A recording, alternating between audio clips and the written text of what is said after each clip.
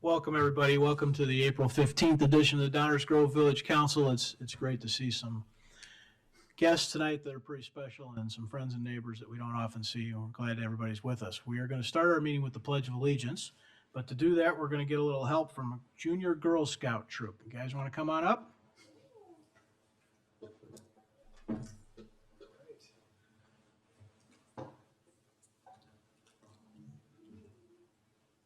You guys find the flag?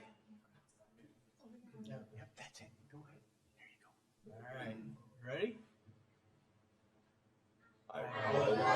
Allegiance to the flag of the United States of America and to the republic for which it stands, one nation, under God, indivisible, with liberty and justice for all. Thank you very much. Good job. Nicely done. Excellent.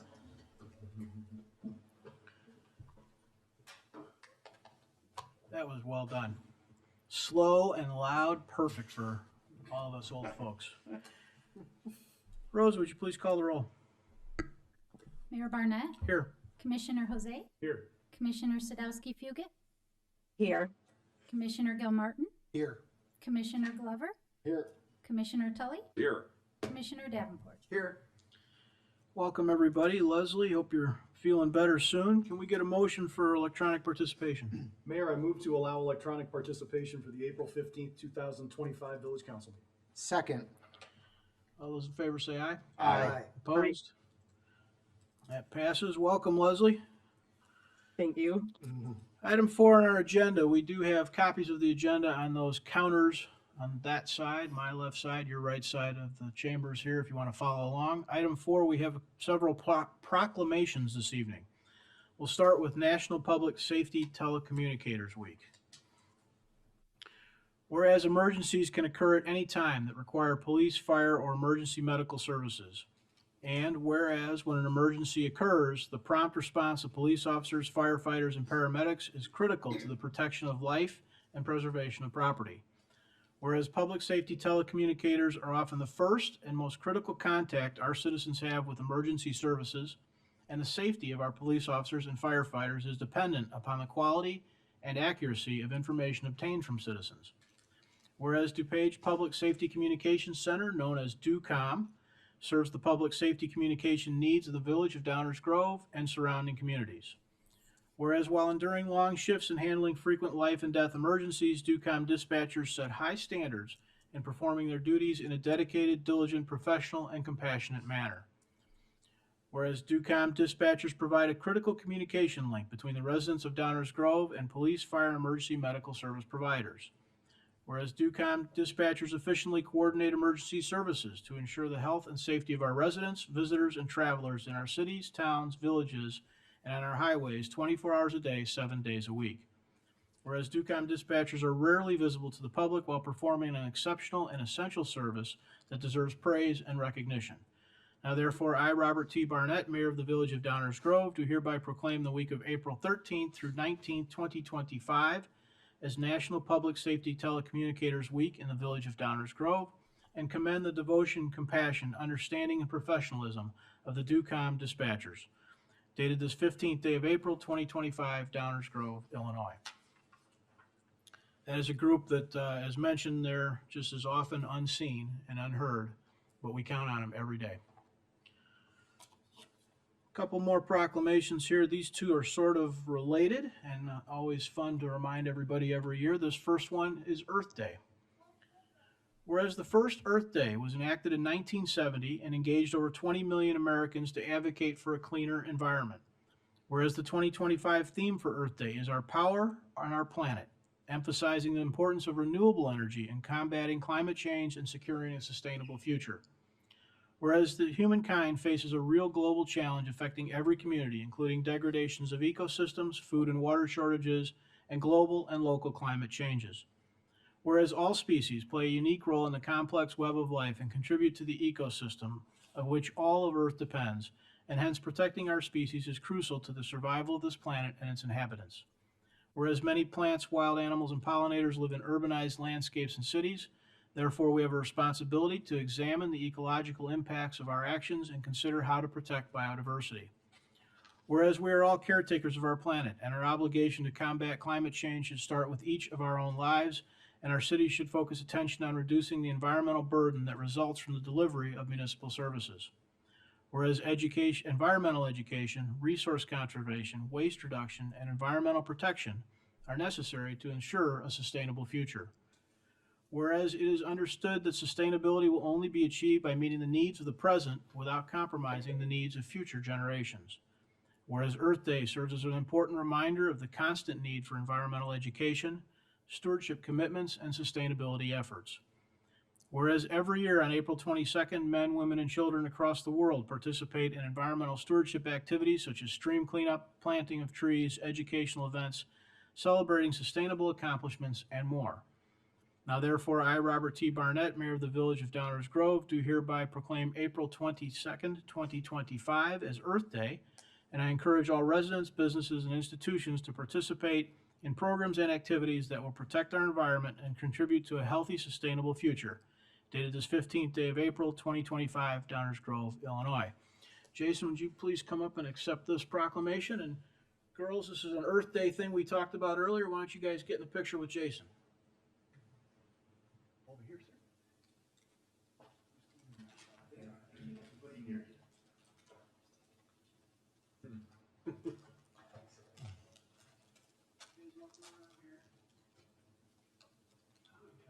Yeah. Right. All right. Looking good. Bring it in just a little bit, Thank you, thank you.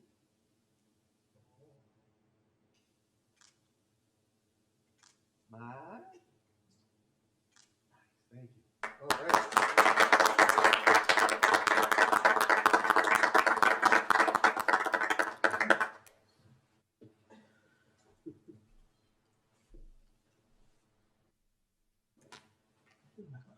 Lost my glasses. Sorry, guys.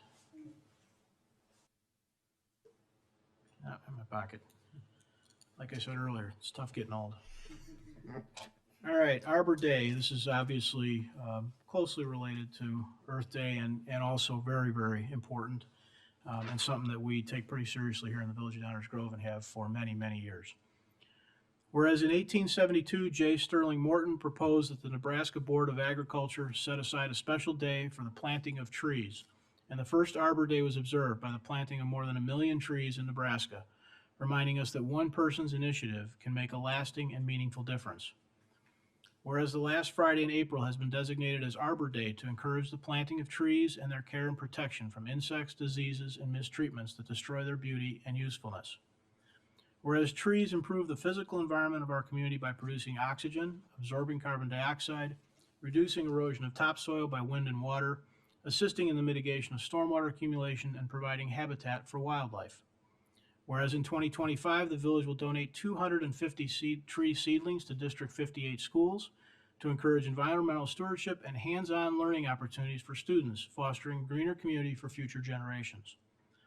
Whereas trees add much more to our community by providing beauty and moderating temperature, thereby reducing heating and cooling needs, increasing property values, bringing about a sense of place and well-being among the concrete and asphalt of urban America, and enhancing the economic vitality of business areas, thereby improving the quality of life for years to come.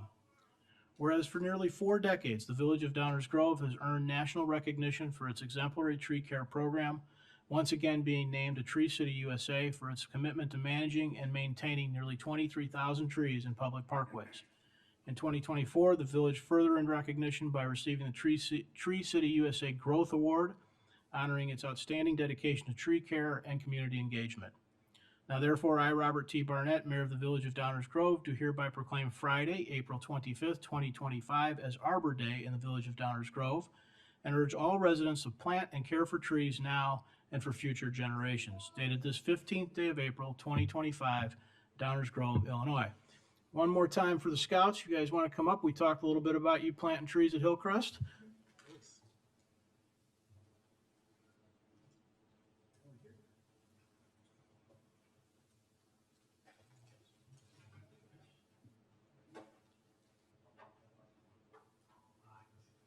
I recognize you.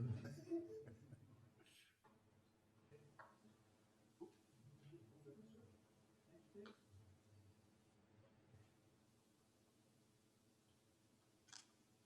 right, smile.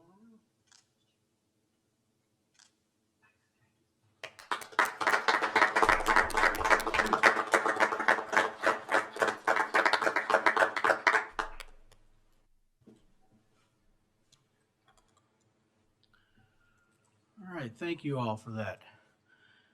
Item 5 on our agenda tonight is the minutes of previous council meetings. Is there a motion? Mayor, I move that the council adopt the April 8th, 2025 minutes as presented. Second. Any comments or questions from the council? All those in favor say aye. Aye. Opposed? Passes unanimously. Item 6, public comments. This is the portion of the meeting where we take public comment on items not on tonight's agenda. At first reading and active agenda items coming up, there will be opportunities to comment. So this is the point from the meeting where we'll take comment on items not on tonight's agenda. If you have something, please come on down to the podium.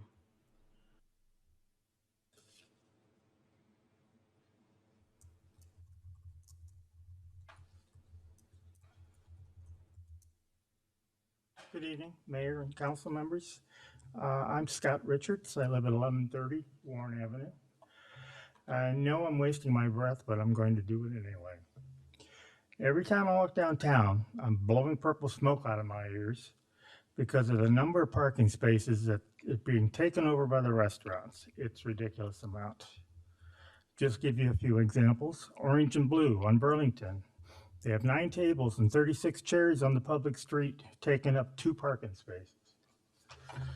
They actually have room on the sidewalk to use, but right now they've got a barrier up and they're using that.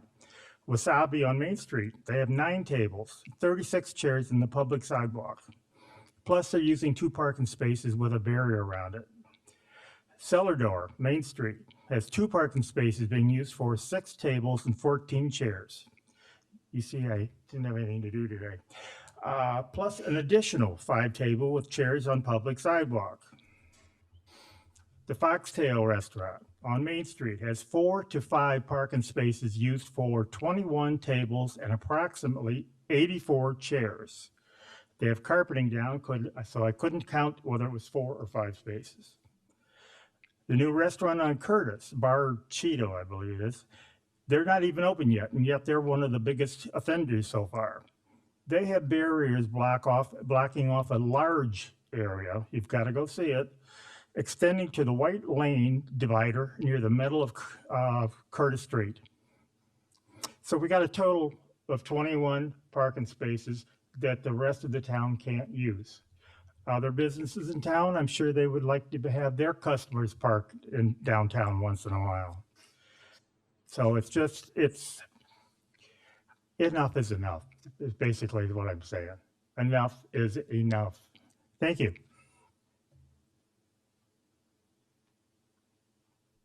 Others, items not on tonight's agenda.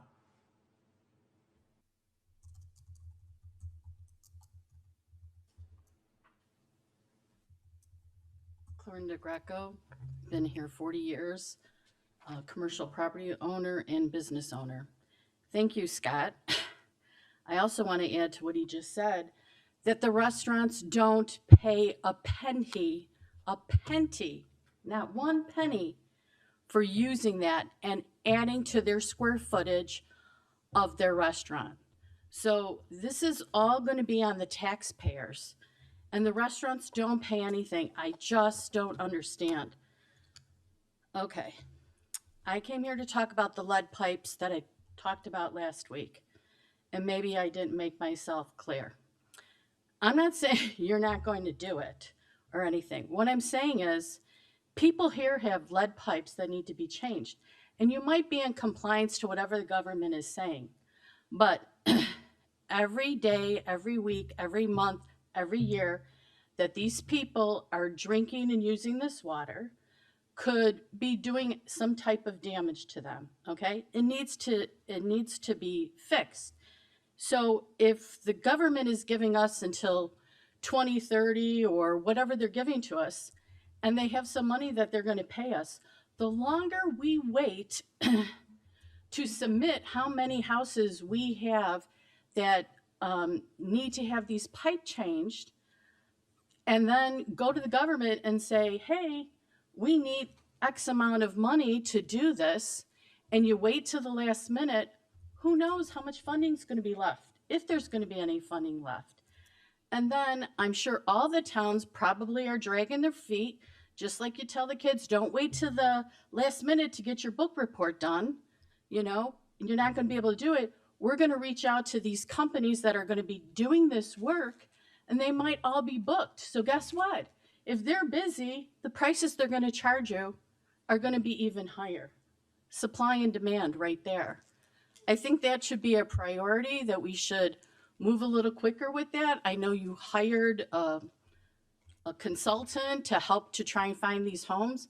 I really think there might be another way we can go about it, but I just kind of want to clarify what I said last time. I know that the vote passed, and good for you, but I have two people made a couple comments before they said that they were going to vote yes for passing outdoor dining and removing all these parking spaces. One said that they thought, you know, they wish we would have done something more temporary. Somebody said that they wish something else was tried first. But we're a team here and we need to stick together. No, you don't. You don't need to be a follower. Mr. Davenport stood up for himself when he thought something was wrong, and he said, no, I'm not going to agree to these 2 signs being done. And I commended him at the next meeting. You can say, at this time, the way this plan is, I don't plan to vote yes. It's going to pass. You only need 4 votes. But I think you shouldn't be followers. You should stick to your guns. After the meeting, we heard from some other people that said they thought the temporary dining, that would have been a good way to go. But you guys are in office, and that's how you chose to do it. We've had 10 meetings, I think, so far. Food for thought. How many of you have driven, besides the person that lives across the street, have driven to the meeting? How many of you have walked to this meeting, these 10 meetings that we have, or ridden your bike? I really don't think a lot of people on these meetings that we have, the first Tuesday of the first months, have been riding their bikes or walking to these meetings. And you expect, because we live in the Midwest and the weather's cold, and you expect people to get dressed up and go out to dinner at around 6 o'clock or 7 o'clock when we have these meetings, and walk to the restaurant in the cold, in the slush, in the rain. You know, if you don't have parking, these restaurants, there should have been somebody standing at the door going, where did you park? Did you walk? Did you ride your bike? What's your zip code? What part of Downers do you live? Do you not live in Downers Grove? I mean, I just don't understand this. You have a chance now. You're not going to be starting construction till next summer. We need to block off these spots all year round. The spots that you're going to do for flexible space, restaurant speak, for trees and seating. Whatever spots are going to be taken away, they should be blocked off until construction stops. You shouldn't open them up in the winter.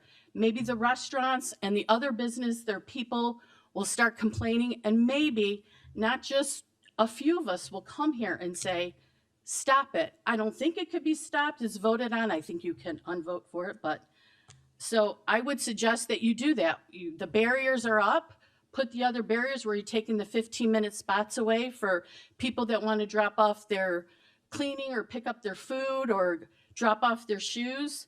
You know, they're going to lose that, not really, because you're probably going to make the spot next to it, that is a 2-hour spot, you probably make that a 15, so we're going to lose another spot there. I think taking the numbers of parking spots and the cost of the parking, as was suggested, off the agenda, I think that's not being transparent, and I think that should be left on. And since we're talking that it's Arbor Day, in the old Village Hall, I suggested what other towns around us do. When new construction is happening or someone decides they want to cut down a tree, if it isn't in bad health and they're just doing it because they're putting a McMansion up, or building a whole subdivision like where they just did that over at the school, you should do like a lot of the other suburbs do. According to the diameter of the tree, you get charged. The builder, the homeowner, the property owner gets charged by the diameter of that tree. Then they take that fund and they put it to the side and tell everyone else, according to the diameter of the tree, this is the type of tree that we will reimburse you $599, so they don't have to send you a 1099. We'll reimburse you if you plant this size tree on your property. So we need to keep, the trees absorb so much water. We need to keep Arbor Day and everything that you're just talking about. We need to keep these trees here. We have all these huge apartment complexes. And yes, you might have some way that they're storing the water underneath, but that is not going to take up the water that a big older tree will absorb. Thank you.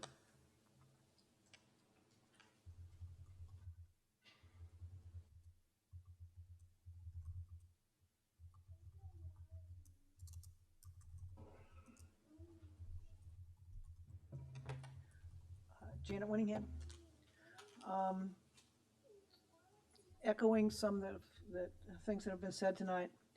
As respects the removal of, permanent removal of parking spaces to implement the guiding Downers Grove streetscape plan, we've heard catchphrases like forward-thinking, data-driven, transparency, and the like. The forward-thinking I have seen could be described as forward-thinking with blinders on.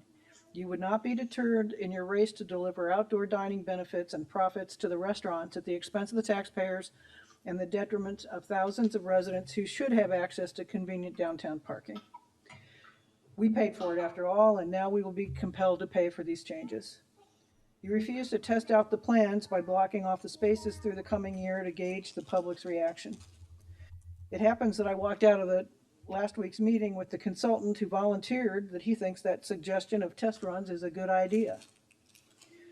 Second, the data that has driven these decisions has been suspect in a number of cases. For example, pop-ups that consultants engaged little kids with leading questions like, do you like coming downtown for ice cream and then eating the ice cream outside with your family? And these answers got affirmative responses were noted as in favor of outdoor dining. I saw these exchanges, so I know that they happened. Assertions that 21 parking lots serve Downers Grove residents and they're only half full on any given day is misleading at best. Those parking lots include Belmont and Fairview train stations lots as well as Main Street lots, also the parking lots at the high school, and suggest that these locations are available for the public to park and that it's convenient. That's just not true. And it is manipulation of data, garbage in, garbage out. Thirdly, in response to the request that the notations of eliminating parking spaces should remain on the plans as presented, those of you who have responded, and you have said that data is available to the public. You'll make the public dig for it, and this is the opposite of transparent. It is opaque, obscuring the cost of these improvements and in dollars and in inconvenience. Perhaps by putting that information directly in, and the numbers directly on those placards would call too much attention to the cost and of inconvenience that the removal of, I count 23 spaces downtown in the larger area would entail.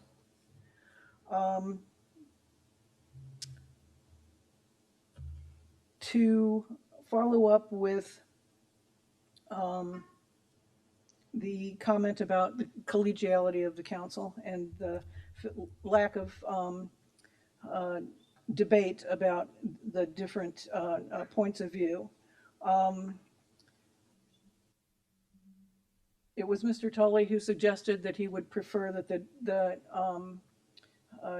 spaces and dining accommodations be temporary and flexible and not permanent. I wish you had, gotta talk to him. Wish Mr. Tully had stood up with that and pressed that position more. Perhaps it would have convinced people that it would be a better workaround than the completely permanent removal of spaces. Ms. Sadowski-Fugit said that she would be in favor of a test run. Maybe you guys can still do that, but I wish that she had pressed that point and debated it further and stood up, actually, and I wish you guys would fight for these positions. I don't mean that in an argumentative, combative way, but we're here, you're not representing all of the constituents that are here and the voices that are here. And the reactions are generally, I'm only one vote, so let's go along to get along. It's not serving us well, and it's not serving the public debate well. And I've been advised that also that speaking my concerns over and more than once is generally a waste of time and breath, and that probably is true. But I have concluded after this last election that one vote doesn't really matter much, and that one person can't hold anybody accountable. But I can remind you of the consequences of the decisions that you make. And maybe that's a way to keep accountability here, is for the public to keep reminding you that the decisions that you make affect our lives every day, and that in these instances in particular, they affect my life every day in a more difficult and dangerous fashion, particularly with Washington Street. And it's not something I'm going to let you forget. So I will be back. Thank you for your time. Other subjects not on tonight's agenda. Okay. We will continue with the consent agenda. Is there a motion? Mayor, I move that the council adopt the consent agenda as presented.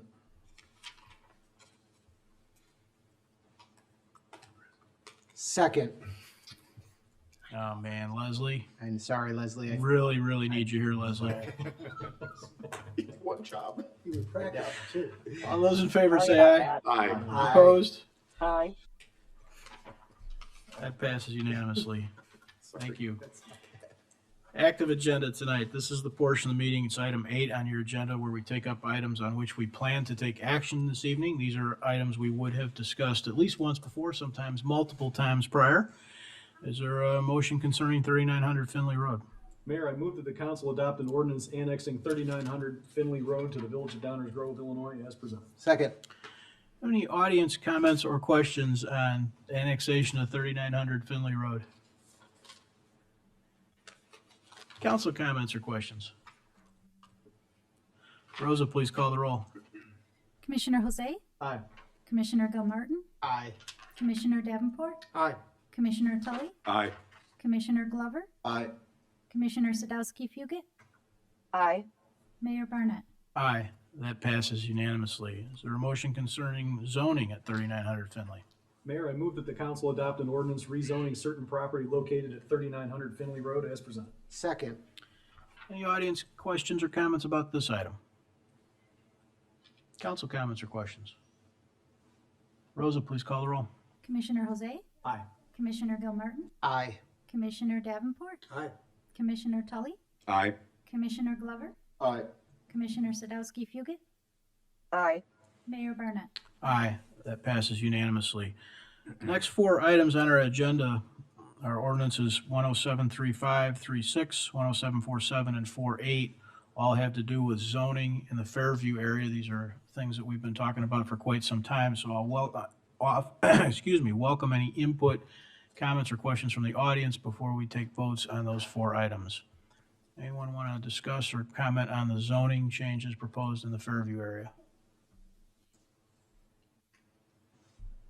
Okay, is there a motion concerning zoning ordinances in the Fairview focus area? Mayor, I move that the council adopt an ordinance amending certain zoning ordinance provisions concerning the Fairview focus area as presented. Second. Any council comments or questions? Martin?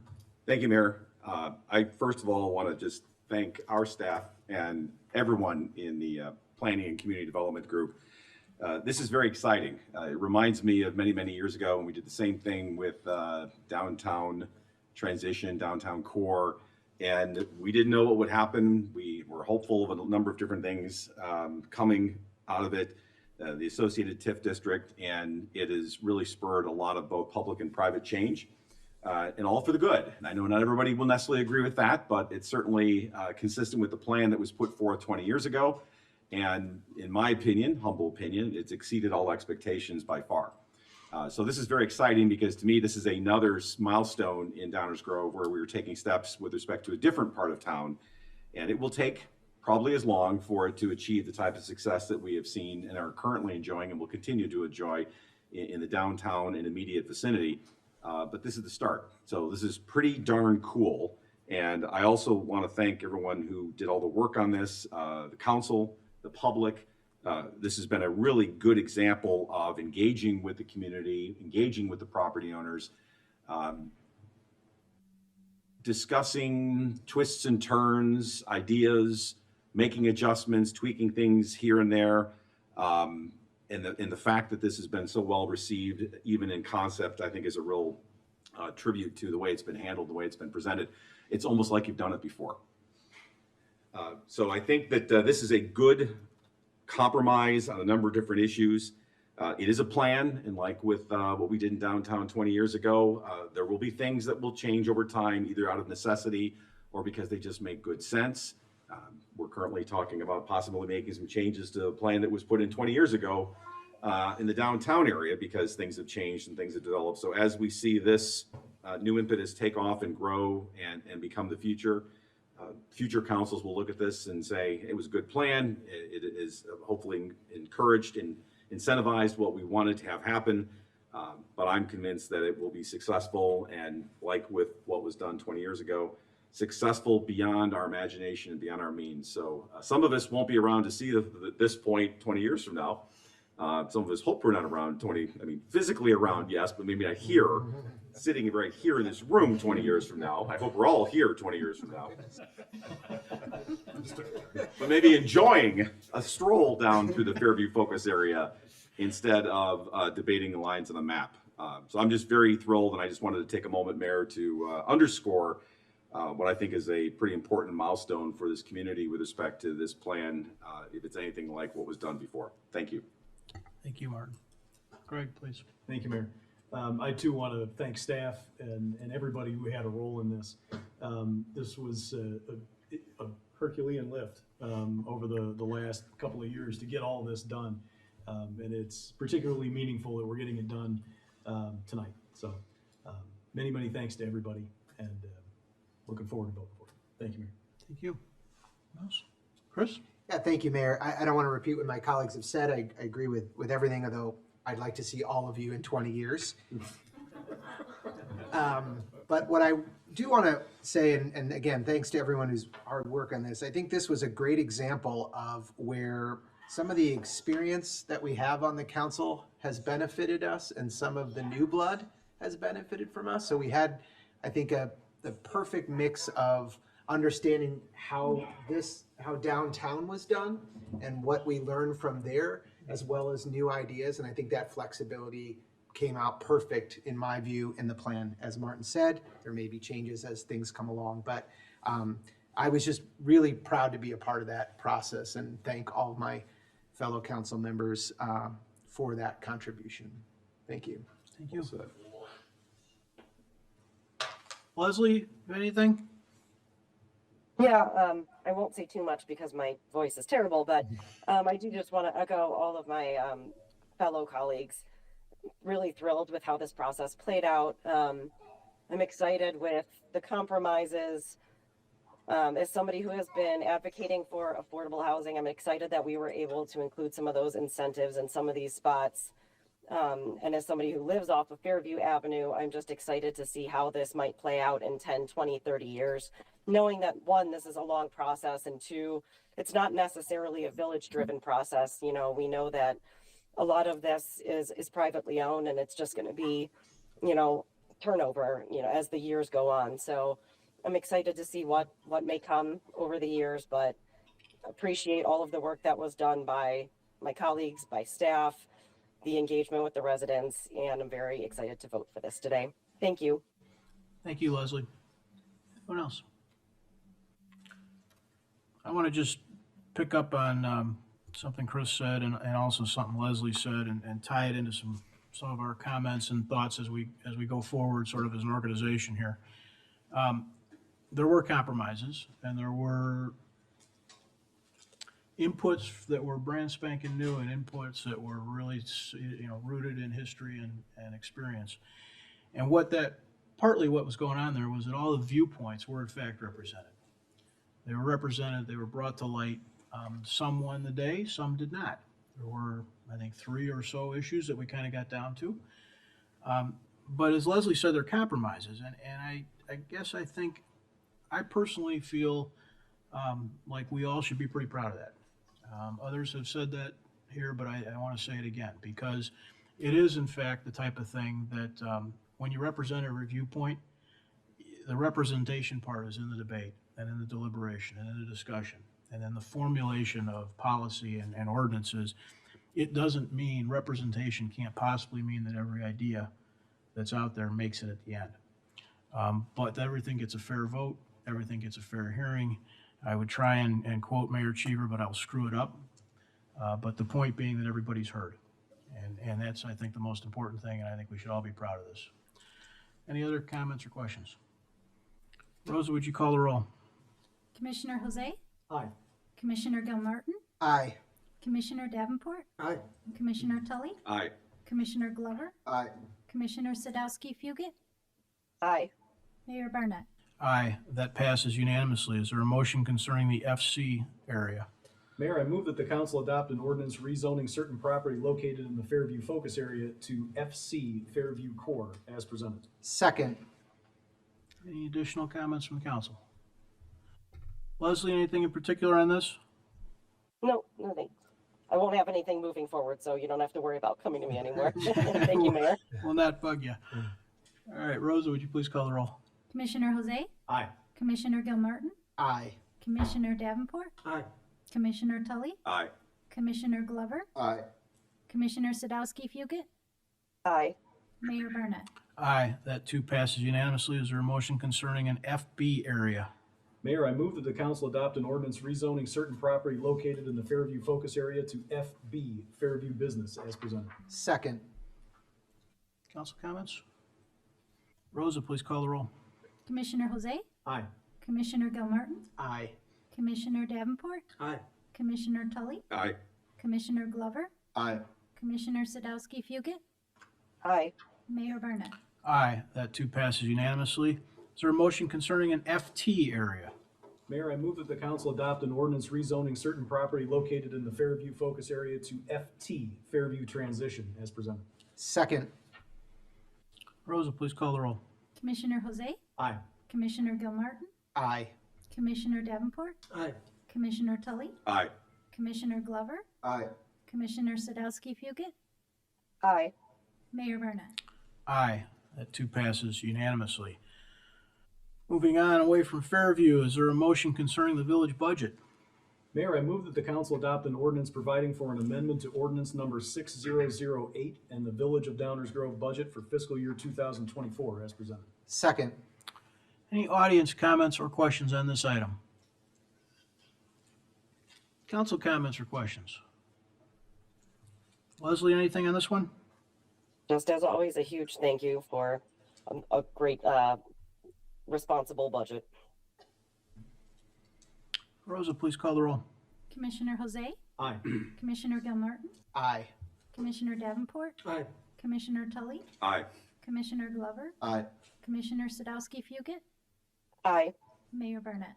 Aye, that too passes unanimously. That ends our active agenda tonight. We'll move on to our first reading.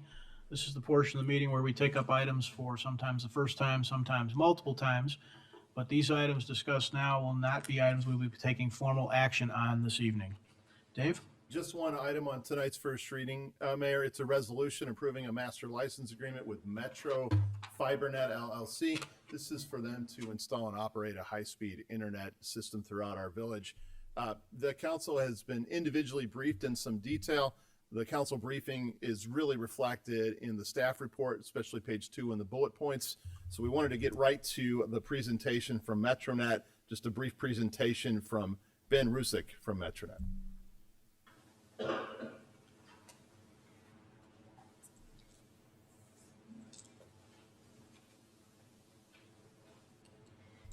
Hello, Mayor and council members. Thank you for allowing me a few moments to come up and speak to you about Metronet. My name is Ben Ruzick. I'm the Vice President of New Market Development for Metronet in our East region. And this one is extremely special to me, which is why you get me tonight. I actually grew up in Downers Grove. So I was raised here, actually we were talking with Mr. Fieldman, I was actually in an unincorporated part of Downers Grove off of Cumner Road. And it has been a blast just getting to be back in the area and getting to tour my old neighborhood, as he called it, the stomping grounds. And lots changed, but it still just looks as good. And just a wonderful community, a wonderful, vibrant area that you guys continue to maintain and build. So it's been a wonderful pleasure getting to be back here. So I'm going to go through these slides. I've got a lot of different information on this. I'm going to try to go through these as quick as possible because I'm pretty sure they're not all here for me. I'm going to guess there's a better thing coming. So I'll tell you a little bit about Metronet, and I'm going to kind of roll through some of our construction. That's probably one of the biggest questions that we get is about our construction process. And then I'll leave it open for any questions that you guys have. And again, please stop me if there's something that you really want to ask me about while we're rolling through this. So if you look at this slide, it just talks a little bit about Metronet.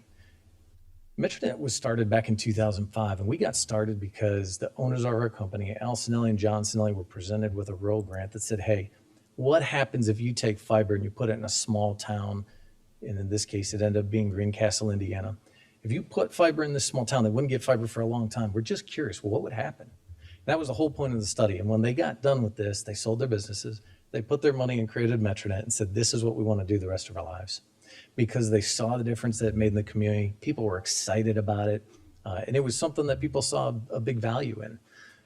Fast forward to today, Metronet's now the largest independently owned 100% fiber to the premise company in the States.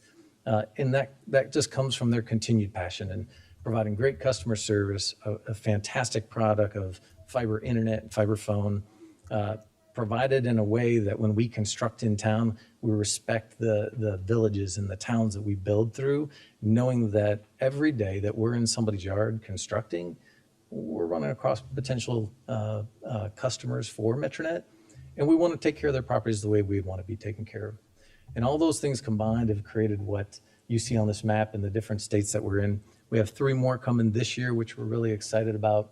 Currently, we're over 300 communities, 19 different states, and it's actually 2.5 million homes and businesses now that Metronet passes with our services. When we talk about fiber, we talk about a lot of the time, why is there another service provider coming? What's the difference? Fiber is the difference. 100% fiber works off of light. By doing this and using this infrastructure, we get rid of the lag times, the down times of services, any outages. We typically just don't see them because there's so many less moving mechanical parts within a fiber infrastructure.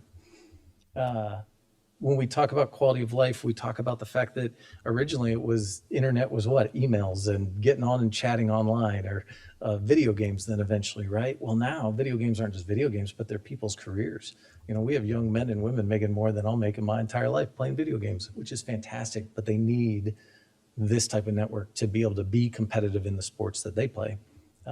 Then we think about our homes, and we think about how much we use in our homes and how much internet is actually used, whether it's running our refrigerators or lawnmowers now that are automated and mow our lawns. That's the difference with fiber, is that allows you to grow with whatever comes. That's the future-proof piece. Once we put fiber in the ground, we don't need to change it.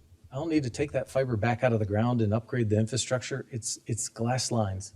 Light runs through that glass line, and the power's either on the back end where the business starts, or the front end where our customers have our service. If those two have power and the lines aren't cut, then we've got service. So when I was talking to my son the other day, he asked me, well, what do you really mean about future-proof? Like, so what? You don't have to remove your lines. It's like, well, whatever speeds are going to be needed in the future, glass lines can carry this. Fiber can carry this. Well, how fast is that? Well, we offer up to 5 gigs. Yeah, no, Dad, how much can you actually put through that stuff? I had no idea. So I went and did a quick research study and found that Japan has actually done the fastest study yet, and they put 400 terabytes per second through the same glass lines that we're going to be installing here. So when we talk future-proof, this is great. This is going to allow the residents and the city and the businesses to grow with an infrastructure that'll support them for years to come. With fiber, another big difference is that we're symmetrical. So lots of download talk, right? When we talk about internet speeds, one thing we saw after COVID was upload speeds become extremely important. As we work from home, again, as we play from home, streaming, we've got cameras that you can, I'm going to guess a good portion of this room's got a doorbell that they can reach into right now and look on their camera, right? Those are upload speeds that are kicking that data signal back out. And so with Metronet, they're symmetrical. So if you're 1 gig down, then you're 1,000 megabits or a gig back out. And that really helps unchain a lot of technology. The Brattle Group just released a new study. I won't go into this very detailed. If you have some time and you want some good reading material before bed, the Brattle Group's report was absolutely amazing in the economic development study for what happens when fiber is brought into town. One of the things that I thought was really interesting is they talk about the green effect of fiber and the fact that there is a significantly reduced carbon footprint. And that's because there is no power in the ground constantly running, right? It's our back end where our services come in and the resident's home. Those are the only two power sources. There's nothing else in the ground that drives that technology. And so we love being a part of that and providing that. Home values, how can you ignore those? The last study that was done before this was in the University of Colorado.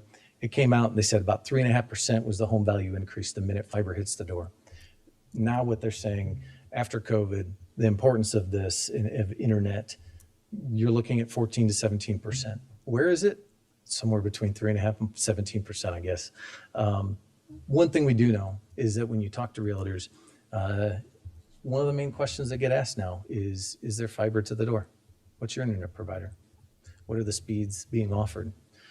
So really interesting report if you have time to read it. I can stand up here all day, tell you the great things about Metronet. These are some of the accolades that we've won. Most recently, PC Magazine has rated us the fastest ISP provider in the States for 2023 and 2024. The left, though, is the side I care about the most. These are our local awards. Everybody knows, I think, the neighborhood faves, which is Nextdoor, that say, hey, here's your best businesses in our area to go get. In most of the areas that we have service, we show up as the winner of those. Davenport, Bettendorf, the Quad City area does one that we win each year. Bloomington Normal is the same. So we're really proud of that. Residents appreciate the services that they get and find value in what we do, and that is what keeps us going. As we start talking about construction, there's 4 things that I'll cut out real quick that really say, hey, if we do these 4 things pretty well as a company, we have a pretty good rollout of our services through the project. One's a partnership. That's the conversation with the city leadership team, getting to talk to them and just learn more about the village and its policies, procedures, making sure that we're following those things are crucial to us. The second is communication. That gets down to the communication with our residents and the businesses. I'll talk a little bit about a very detailed communication plan that we have to make sure that people know when we're coming, to keep them up to date, give them an opportunity to be able to ask us questions, create tickets so that they can get support if they want support. And then restoration. Everybody knows if you do a project, you better restore it. And so for us, restoration is a huge deal. We take a lot of pride in it. We're not perfect, but our processes, they're pretty close. And so when residents have questions or concerns, they're going to be able to get to us, and we'll have a field team that's ready to roll to them immediately and make sure that they're supported. And then last but not least is we release as we go. So as a project begins, we always get the why is this happening? What's going on? The education piece has to happen. When we start releasing as we build our pockets of the community, we start seeing people asking questions of not why are you doing this, but when are you coming to my area? My neighbor got it, they love it. When are we going to be able to have access to this? So in the communication piece, there's 4 real pieces of communication we do. 3 that we actually send out. We have a full letter that is probably the best piece that we do. It's probably the one that gets thrown out the quickest because it just is. We get so much junk mail every day. There's a lot of writing on it, so people throw it out. The second thing we're going to end up doing is a postcard. That postcard is going to come out, and it's going to be a little more direct. It says, hey, construction's coming or construction underway. gives them the contact ways for us for our phone number or our construction website.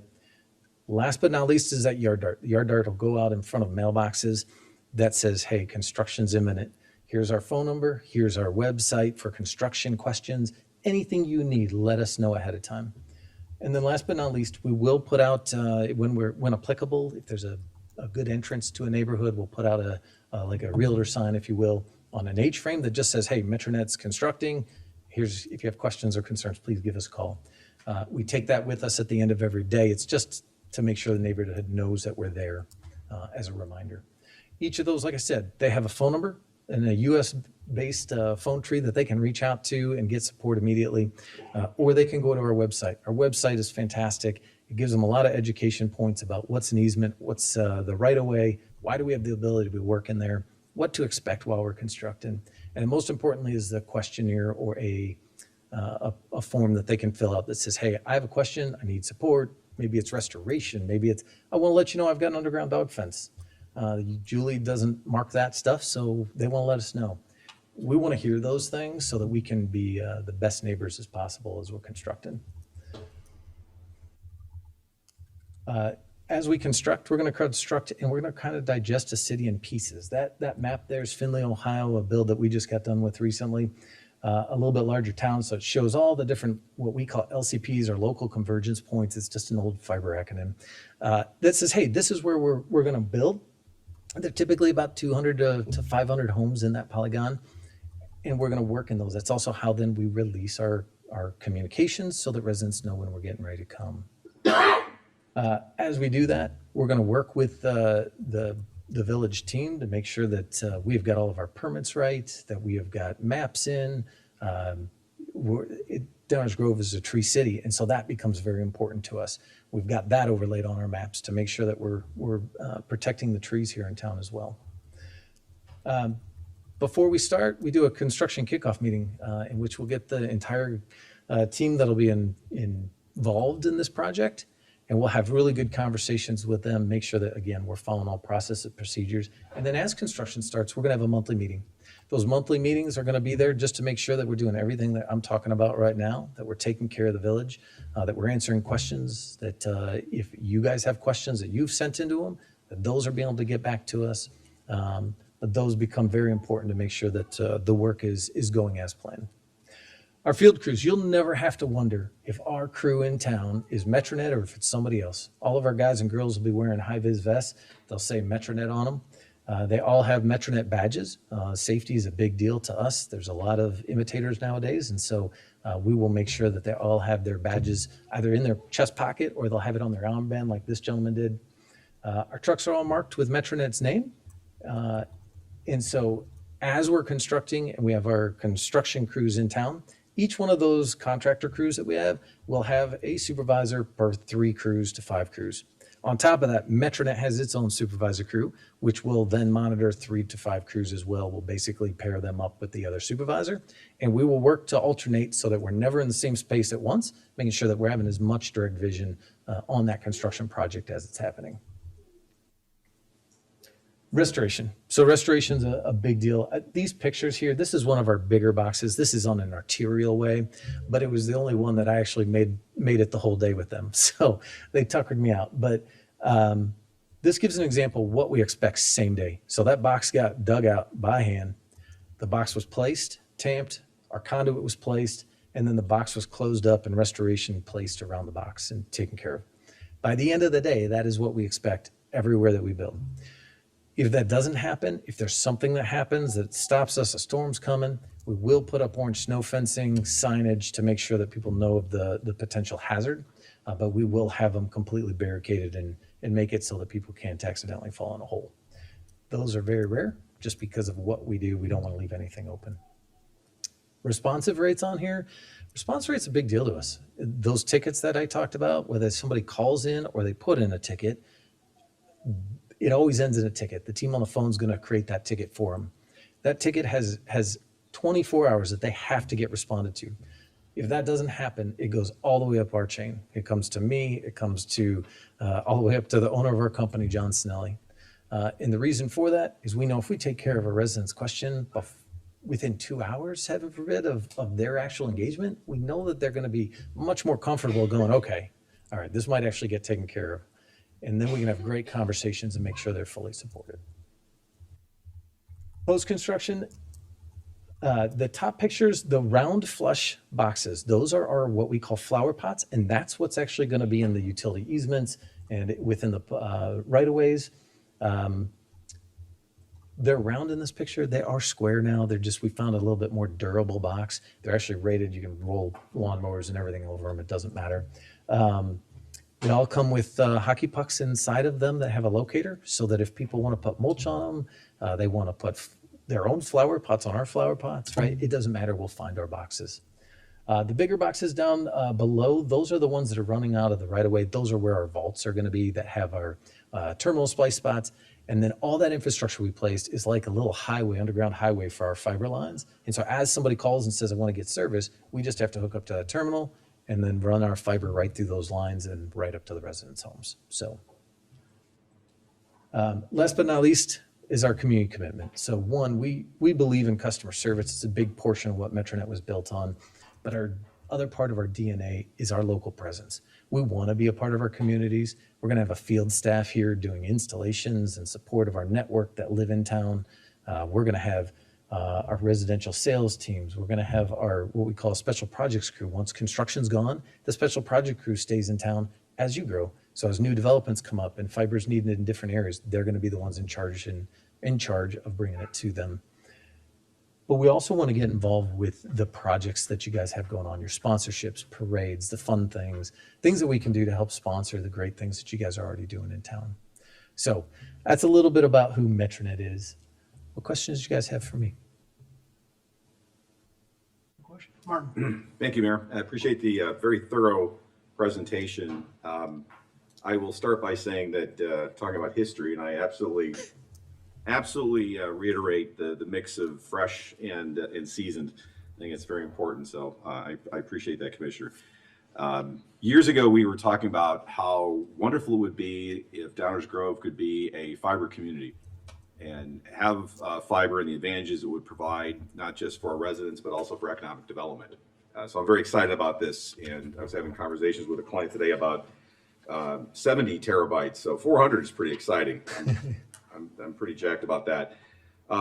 Could you do me a favor, and obviously with respect to the impact upon neighborhoods during construction, I know that Metronet talks about employing cutting edge installation technology. Could you talk a little bit more about what that is and how it can minimize disruption to neighborhoods, from the simple thing of someone trying to get in out of their driveway to trucks on the street, all that fun stuff that everybody always finds to happen at the most inconvenient time? Yes, absolutely. So Metronet operates on an underground bore rig. And these underground bore rigs are going to make it so we don't have to do trenching to lay our infrastructure in. There'll be very minimal impact to the ground at that point, which means there'll be one entrance point and an exit point several yards down. This will make it so that there is a whole lot less yard and ground disturbance. We hand dig everything, meaning we don't use excavators, which makes it so that we are cutting holes that are almost the exact size of our box. That way there's a very little disruption to the area. Every area that we have to pothole, our crews actually utilize equipment so that they can sod cut the ground, pull it out, flip it on top of a cart, all the dirt spoils come out. We locate our bore head as it comes past that utility, and then we put all the spoils back in and put that plug of grass back on top. When we're done, most of the time people don't even know we were there unless they saw us. The boring technique that we utilize makes a world of difference. It's just so much less disruptive than having to constantly trench in a pipeline or use the other equipment that basically is like a large chainsaw that digs the trench and then the pipe gets pulled back through. This is just going to be a underground bore that punches the head through. They'll attach the two pipes that we'll use. They'll attach it to that bore head and then they pull it back through the ground. That way, again, there's only an entrance point and an exit point. So if the entrance point or exit point is not where a flower pot or a box is going to be, again, same thing. That's sod cut, pulled out, and then it's all put back in so that, again, there's very little disruption at that point to the space, so. I appreciate that. And the flip side of that is because of the very surgical nature of the construction technology, I'm guessing there's probably not a lot of opportunities for bundling with other projects. Because normally when we dig in, we like to try to dig once and put other things in. If we were digging a trench, that would be a good time to put in fiber. But what I'm guessing here is this very surgical approach does not lend itself to bundled municipal projects. Yes, sir. Speaking of municipal projects, last thing, I'm sure everything will be wonderful and amazing, and we'll all be very, very pleased, and I appreciate your care towards that. But I also noticed that MetroNet is doing projects already in some of our neighboring communities. And so to the extent that we can, I know you already are, communicating with our neighbors, say, oh, I don't know, maybe in Woodridge, to the extent that there are any issues or any challenges, because there's always something. It's not about whether they happen, it's about how you respond to them. Yes. If there's any heads up that we can get from communications with our immediate neighbors through this project, that would be great to know. Other than that, looking forward to putting 400 terabytes a second through the ground in our community. Thank you, Mayor. Anyone else? Mike? Yeah, I too appreciate the attention to restoration and identifying yourselves in the community. I had it was probably close to 20 years ago, I had another utility put a hole in my backyard when I had small kids, and after several months of trying to get them to come back to fix that, I took care of it myself. So, I had personal experience and frustration with this. So it's good to know that our community is not going to experience that, and that there's great people that they can talk to. I noticed on a couple of the slides, some of the identification was it seemed to be that they're a contractor for MetroNet. So are these your employees, or are you contracting with other local folks to do the work? Yeah, Commissioner, so there will be MetroNet employees and there will be contractors that we utilize. Now, we do treat them like MetroNet employees, and most of the contractors that are going to be here have been specially brought in because the project director, Scott Carl, that'll be running this project, has brought them in himself, and he's worked with them in other areas. So most of our contractors end up staying with teams that are moving around our country. And so they're very fluid with us. In fact, we're the only ones that they typically end up working for at that point. We believe in taking care of our contractors. We know that if we do that, they're going to take care of our communities, and we're going to have much better builds. As the Commissioner mentioned, things aren't going to be perfect. They just aren't. We wish they were every day of the week, but it's how we show up. And that was something that the city leadership and I talked about, is we're going to be better in the ground, but where we really shine is when there's a problem. It's how we show up. It's how we are easily accessible to you, to the residents, to the city staff and leadership. That's where our difference is. When there's a problem, we're going to show up and make sure it's taken care of. We will be furious if a resident's having to go and take care of their own.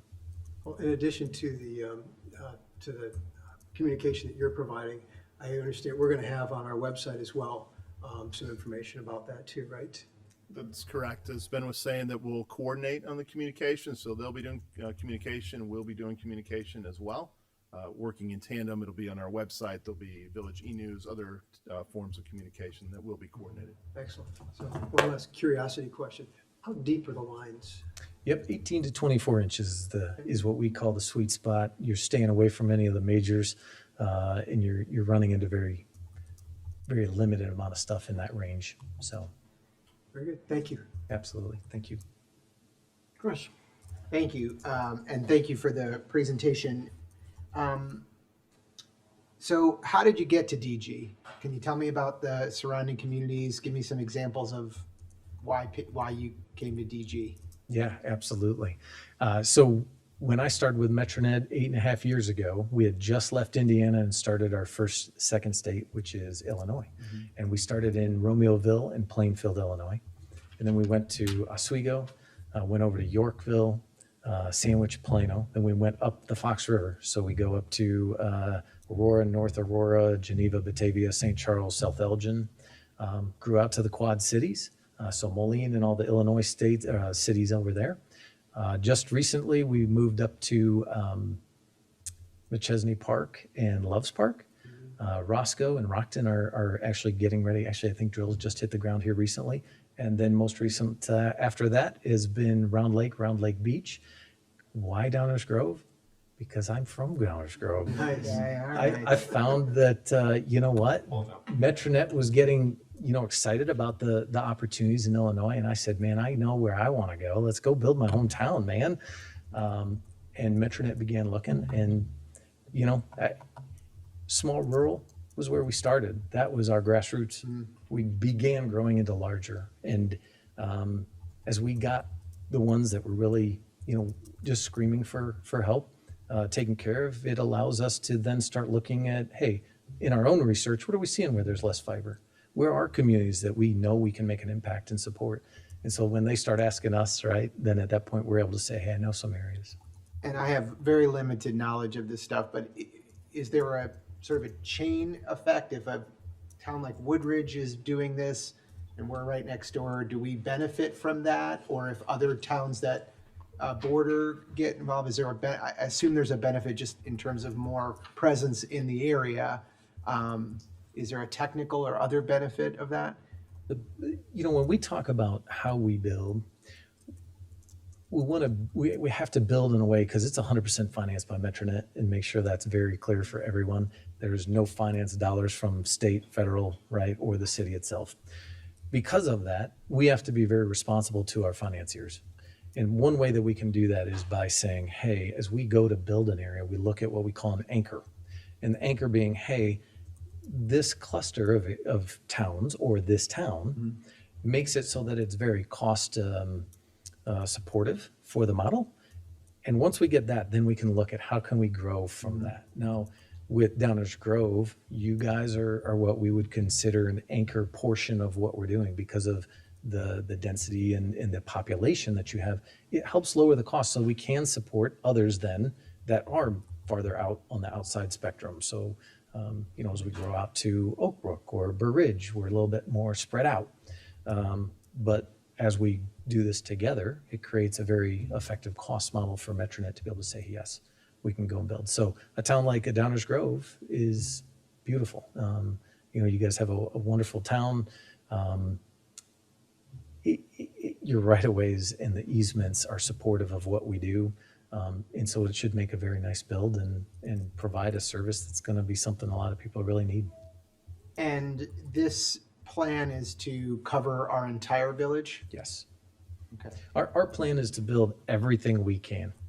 There will be areas sometimes in a town that we can't. In Downers Grove, there's going to be a whole lot less of that because you don't have a lot of farmland spread out, one off, two offs we get out into the country. The one areas that we won't build are going to be your privates. So private properties, private HOAs. And what we'll do is have a team that's going to those to try to talk to them and see if they are interested in having Metronet services. If they are, we'll get a utility access agreement signed and then we can come into their area. Okay, a couple more questions if I can. Is there a plan on where you might start in terms of parts of town, or is there a best practice that you look at, center to out, north to south? My project director, Scott Carl, wasn't able to make it, I don't think. Okay. I didn't see him. I wish he was here. He would know that. But typically what I would tell you is we like to start where our service is coming through, because as we release as we go, we need that service to be live. We don't want to build and strand a pocket of a community and then not be able to get service to them, because that just frustrates people, right? You do construction and then it's 6 months before they can actually get service, right? So we're trying to build as that's coming in. My guess is we would be looking at the south part of Downers Grove where services would start to come. Excellent. I wasn't finished, Mike. What about the north? No, I'm only kidding. The north, we'll get there. No, Now he's voting against it. And does it go live as you bury it, or does it have to be all connected and then turned on for the village? Yep. So we'll those what we call LCPs are those areas that we'll build, those chunks of the town. As that completes, we will test that, we'll retest that, we'll do some beta customers, and then once that's all showing positive, then we'll release that LCP. Okay. So the town will continue to get lit up as we go. I see. Okay. And then the last question maybe for today from me, Can the village benefit from this from the standpoint of, will we have access to the fiber in our operations or in our buildings? Yep, so that's absolutely something that we can talk through and make sure that our construction team is leading lines so that if the city did want to switch over to Metronet's fiber, absolutely. Okay. Thank you. Thank you. Thank you, Mayor. Leslie, you got anything? Yeah, I just want to echo my colleagues about, I appreciate the attention towards restoration. That really is a big deal, I know, for the residents. And I just also want to really put a finer point on, especially being a tree city, and knowing that we do have a lot of old stands of trees, to just have pay a little bit of extra attention to maybe some of those old growth trees, and knowing that those root systems go pretty far, and to take extra attention to detail with those. So just asking for that as we think about digging and the restoration efforts. And that's all I have. Thank you, Mayor. Thank you. Mike? Just one additional cost I think maybe that hasn't been hit on that many people would be curious about is cost. So this is an alternative to existing internet providers, which competition is a good thing. I love the fact that people would have choices.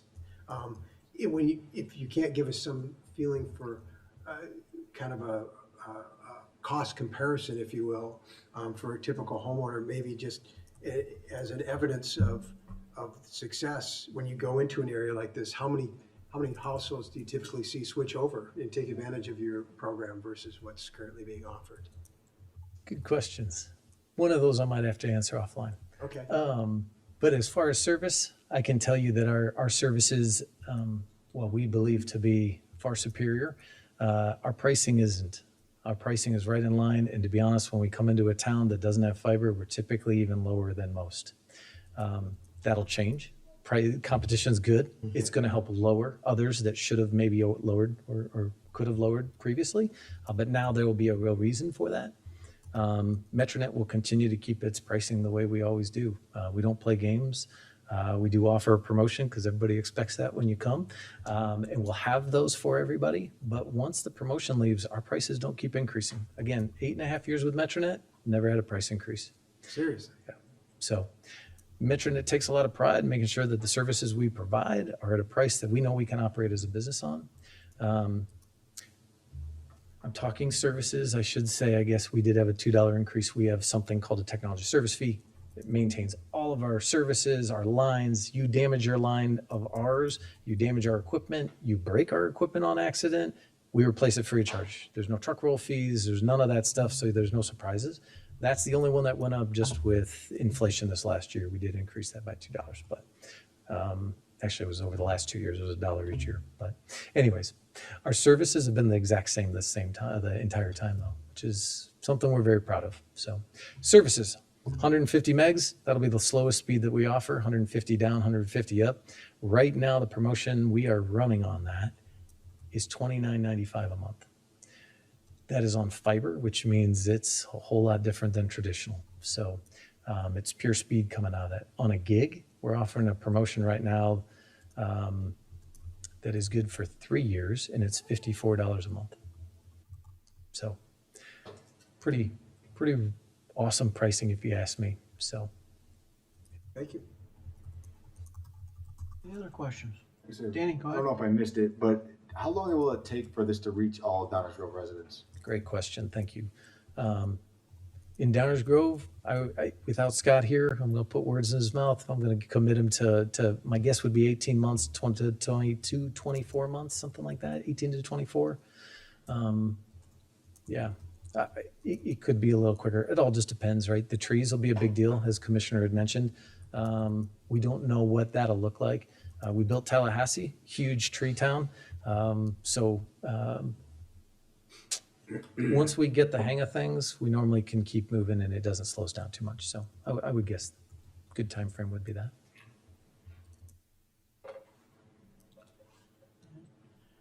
Do you share any spaces with others? So if you've got, a parkway that's already full of boxes, there's just another box? Is that the way that works? Yep. Yeah. Yep. Sharing infrastructure space gets really dangerous. Okay. So you don't know who's in where and where your damages are, and it runs into a whole bunch of issues for the residents and the businesses. The restoration thing everybody's been talking about is obviously a big deal. That's another thing too. You start to end up with parkways that are just get a little cluttered. So hopefully that won't be the case, but I can see that being an issue. Chris? Yeah, maybe to follow up on that, can you give us an idea in terms of the vaults?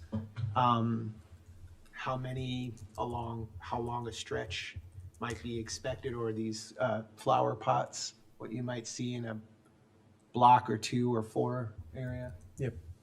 So we typically go through rear easements where the houses are back to back, which makes it so we have to produce a whole lot less of those. Those are going to be basically one box will serve 4 homes. So 4 homes, 2 back to back, right? 2 on each side. Each one of those boxes will serve one of those homes of that 4 cluster. So those guys are really small. That's why those are so small. They're just feeds. And then those larger boxes are on that right away. Those are a little bit more rare, obviously, because we don't need as many. Those terminal vaults can serve quite a few customers. So Thanks. the great thing is they're flush mounted, so it does help. Yeah. But Anything else? We may well have more, but thank you for being here. I appreciate you, gentlemen. I will be staying the whole time, so if you have questions for me afterwards, please feel free. Thank you. Thank you. Dave, you got anything for us this evening? Nothing further on first reading and no manager's report, Mayor. Thank you. Kind of slacking? Correct. All right, we, in the mayor's report tonight, if you've got an agenda in front of you, we're gonna take a moment to recognize Commissioners Jose and Glover, who will be not serving in the future after this most recent election. I won't say they won't be with us, because that kind of sounds ominous, Martin. Hopefully they'll be here for another 50 years. But we do want to take a few minutes. I'm sure my colleagues all have a few things to say. I certainly have some things to say. And we want to give them a chance to speak as well. We're going to flop the order. It reads in the agenda as Jose and Glover. We're going to do it Glover and Jose. Just thought that might be a little easier for the moment. So anybody want to start? Got a few words they want to say, they want to share? Sure. Martin, go ahead. And I do hope you're always with us. We'll just correct that. Thank you. Thank you.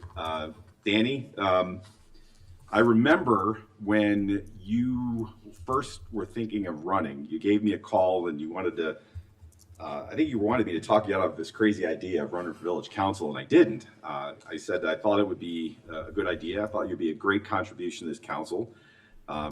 The value of perspectives up here, as Chris has mentioned, is very important, and it's also important to have those perspectives change over time too. And a couple very important perspectives I think that you've always brought is you don't have to have lived your whole life in order to contribute to this community. You can be a new arrival and contribute just as much, but you've been here a long time, and you've been in the community, you have that history. And also your business owner perspective, I think, has always been very, very helpful. You've had a number of businesses in town, and you've been impacted by what goes on in Downers Grove, the Chamber of Commerce, downtown management, the village's policies and practices in dealing with businesses.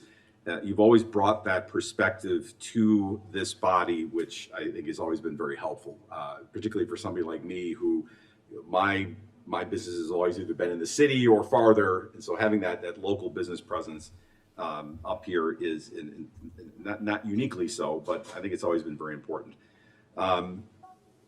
It takes a lot for anybody to decide to do this, and it takes even more for somebody to do it more than once. Thank you, Chris.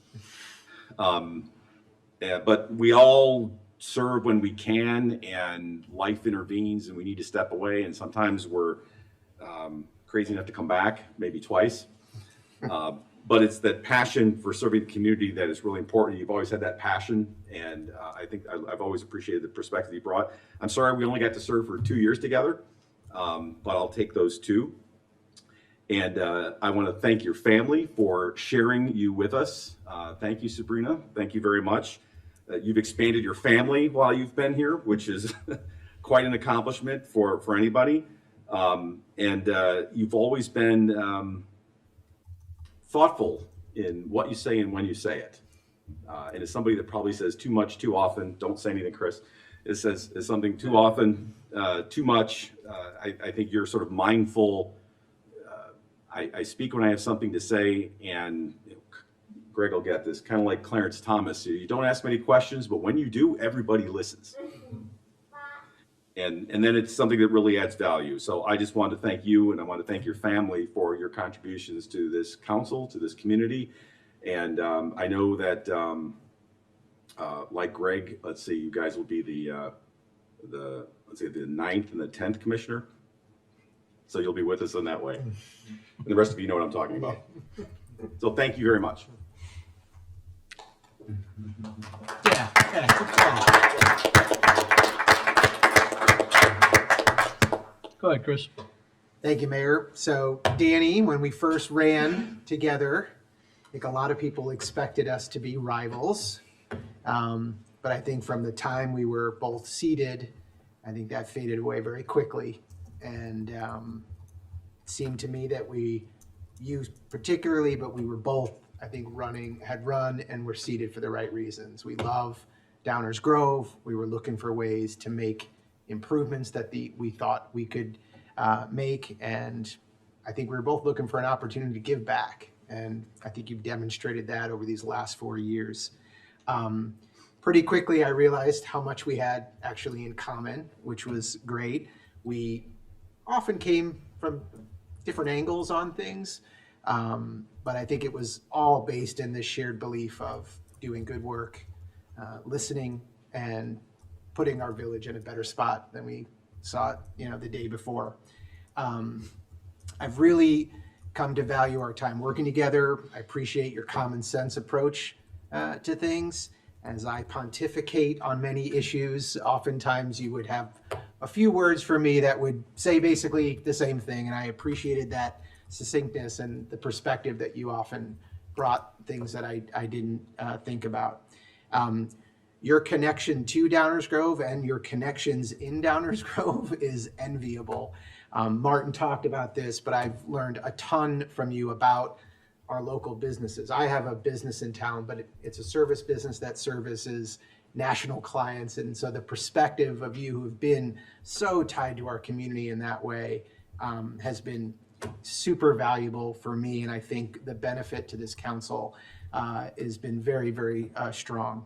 I've just been really impressed by just the handle you've had, the knowledge you've had about what's going on around town in our business community. And I think we've benefited greatly from that. When it came to council work, you always took the time to listen to my point of view, always took my calls, even when we didn't see eye to eye on things. And I respected your input just as much. Our conversations, though, weren't just respectful, they were cordial. And I think more important, on those tough decisions or where we really didn't see eye to eye on things, there was always this great tone of discussion rather than debate. I always felt like you were listening, and I hope you felt the same from me. But it really made it easy to work with you and talk to you about these things. It made my role here easier, and I really, really appreciate that. I think what I probably admire most about you, what I've learned in the 4 years working with you, is just your ability to be a great listener. I think you really strive to actually help people, and that's something that is really important for here, but also as just a member of our community. Your background was pointed towards business. I think that may be what spurred you to join us here. But I could tell your heart was always with residents, and you always, whether it was a local shop owner looking for some guidance on whether they could do something or not, or a resident that just needed some help navigating something, I know you showed up, you listened, and you tried to help. And I don't think that was because you were in the role of commissioner. I think that's part of who you are, and I really, really admire that. When we sat down recently for that podcast where you talked about some of your reasons for not, a difficult decision to not come back.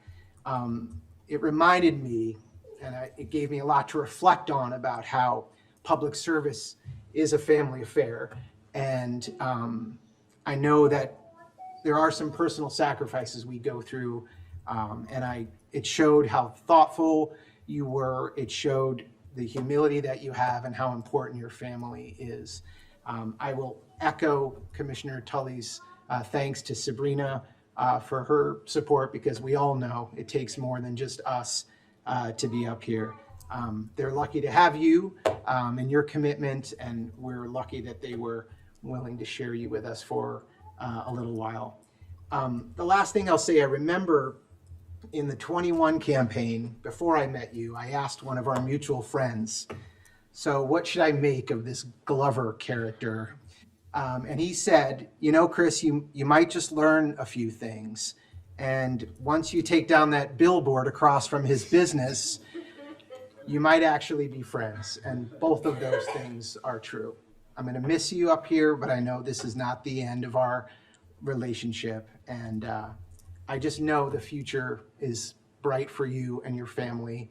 You've always been super successful at what you've done. And I'm glad to have called you a colleague and now a friend.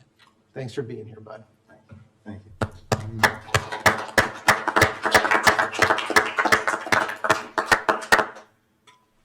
Literally and figuratively, Mr. DG. I mean, it's so many connections, so many businesses, so much just the essence of Downers Grove. The common sense, especially business-oriented perspective you've always brought up here. It was very enlightening to me, and I appreciate that. I probably fall a little more into it seems maybe the dais tips in this direction a little bit more. I think you got probably the three most talkative folks on this end of it. But when doing my best over here. Thanks. But when you spoke, you made an impact, and that's the critical part, right? And I've always appreciated that you had just common sense feedback, trying to make things easier for people, trying to make things easier for residents, for businesses, and it always made sense, and that is crucial to this job. That pragmatism, that insight has just been so invaluable, and I've always been impressed that you're not thinking about just the next month or the next quarter or the next year. You're thinking about the next generation. Your horizon has always been very, very high and very long, and that's the kind of perspective you need up here on the council. It's been an honor and a pleasure serving with you, and I'm sad to see you go. But I know that you're going to be around the community, giving back in so many different ways, and I got to tell you, as great as Al's is, I still miss coming back. Thank you, Danny. It's been a pleasure.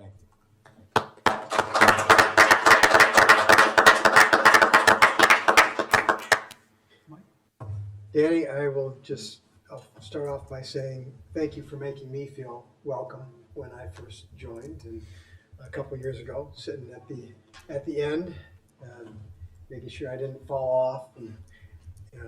But your decision to step down now, it reminds me that there's a time in life for everything, right? And you're first and foremost a father and husband, and doing what's best for your family, I know is paramount to you. And I've had various moments in my life where I've had to make those sort of balance decisions too, and you're smart for doing it. This is not something that's easy to walk away from, and it is very rewarding. And as has been said, your perspective from a business perspective, you're growing up here and knowing that Downers Grove is part of who you are. This has had to been a wonderful experience for you these last 4 years, because you are here to give, and it's a privilege to serve with people like yourself. So I'm going to miss you. I wish you well, I echo a lot of what's already been said. There were a lot of words there. It's hard for me to keep up, but all true and heartfelt by all. So I wish you well. Take what you've learned here, right, and apply it in other places, because I think the community benefits a lot when we take what we've learned, experiences we've had, and relationships we've built, and apply it to other things that we're doing. So I know you're going to be super successful, whatever comes next. Thank you very much. You bet.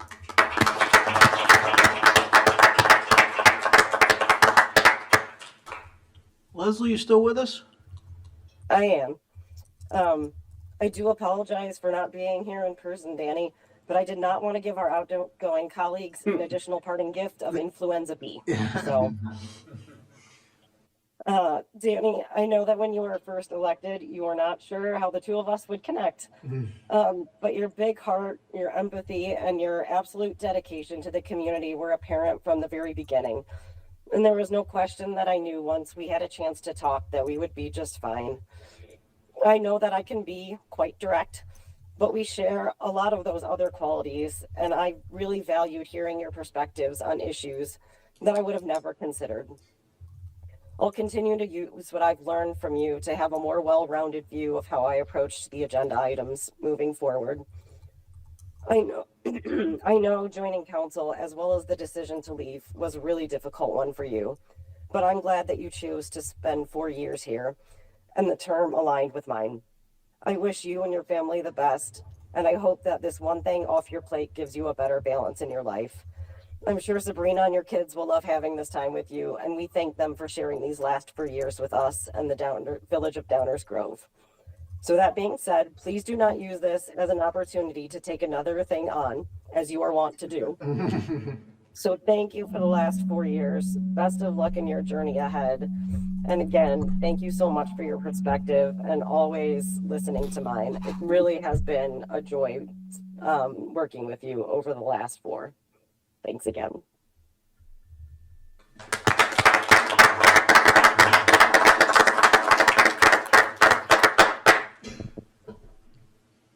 All right, Doug?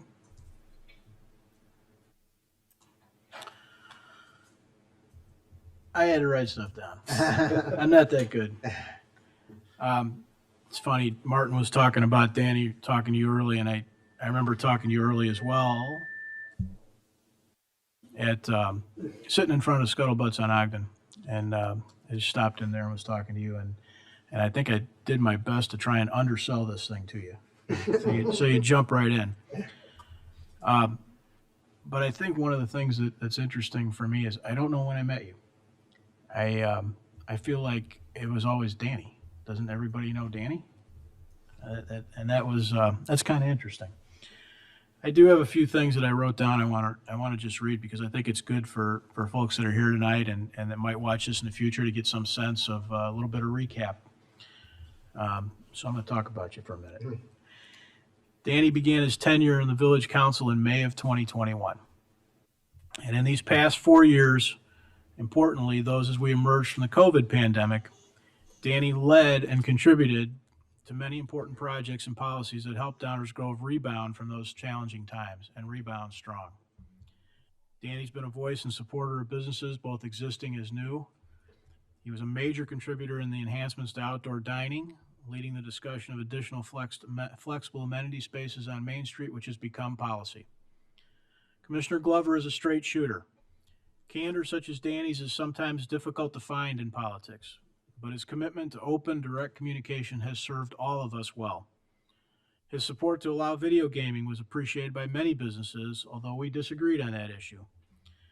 But Danny worked hard to set an example of how to work together through disagreements and how we can all contribute to next steps, even if what we've disagreed on isn't the step we thought we'd take.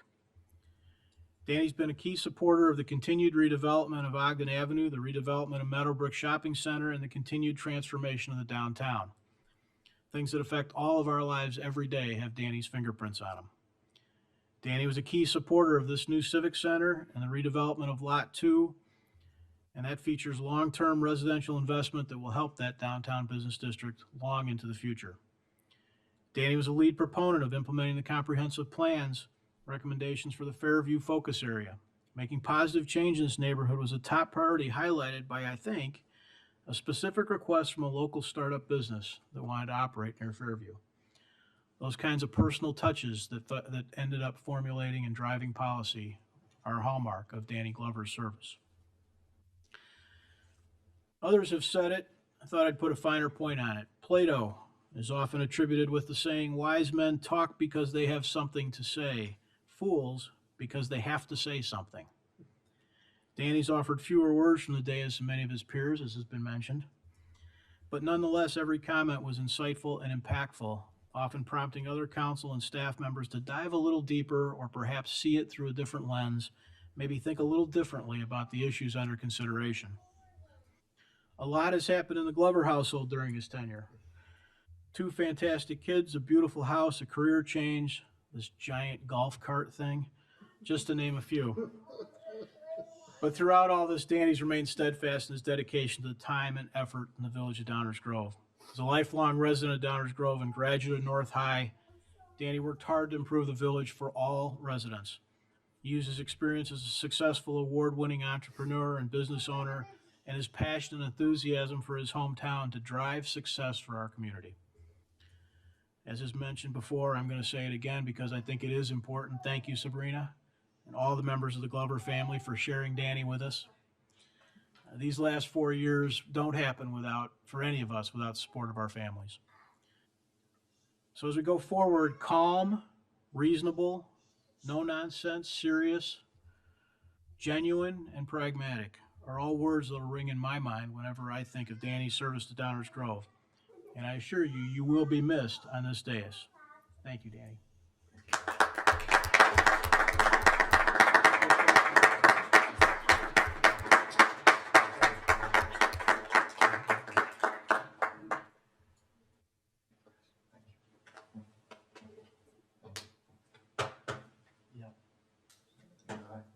That's the plan.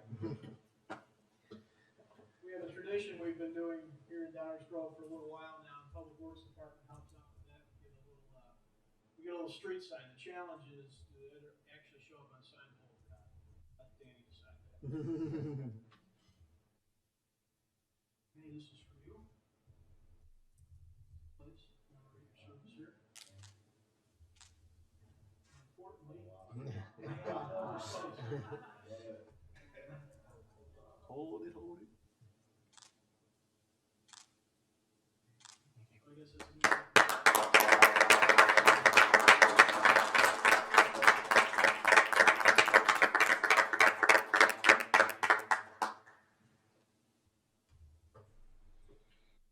It's gonna look good on that U-shaped driveway.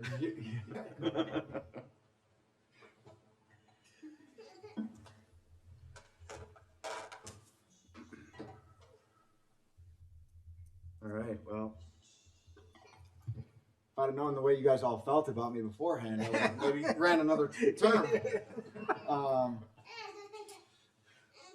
Well, I never really thought of myself as a politician, and I still don't. Just a regular guy who loves his community. And although I'd hoped that taking on this role would cure my anxiety of public speaking, this may be the most you've heard from me since we talked about video gaming tonight.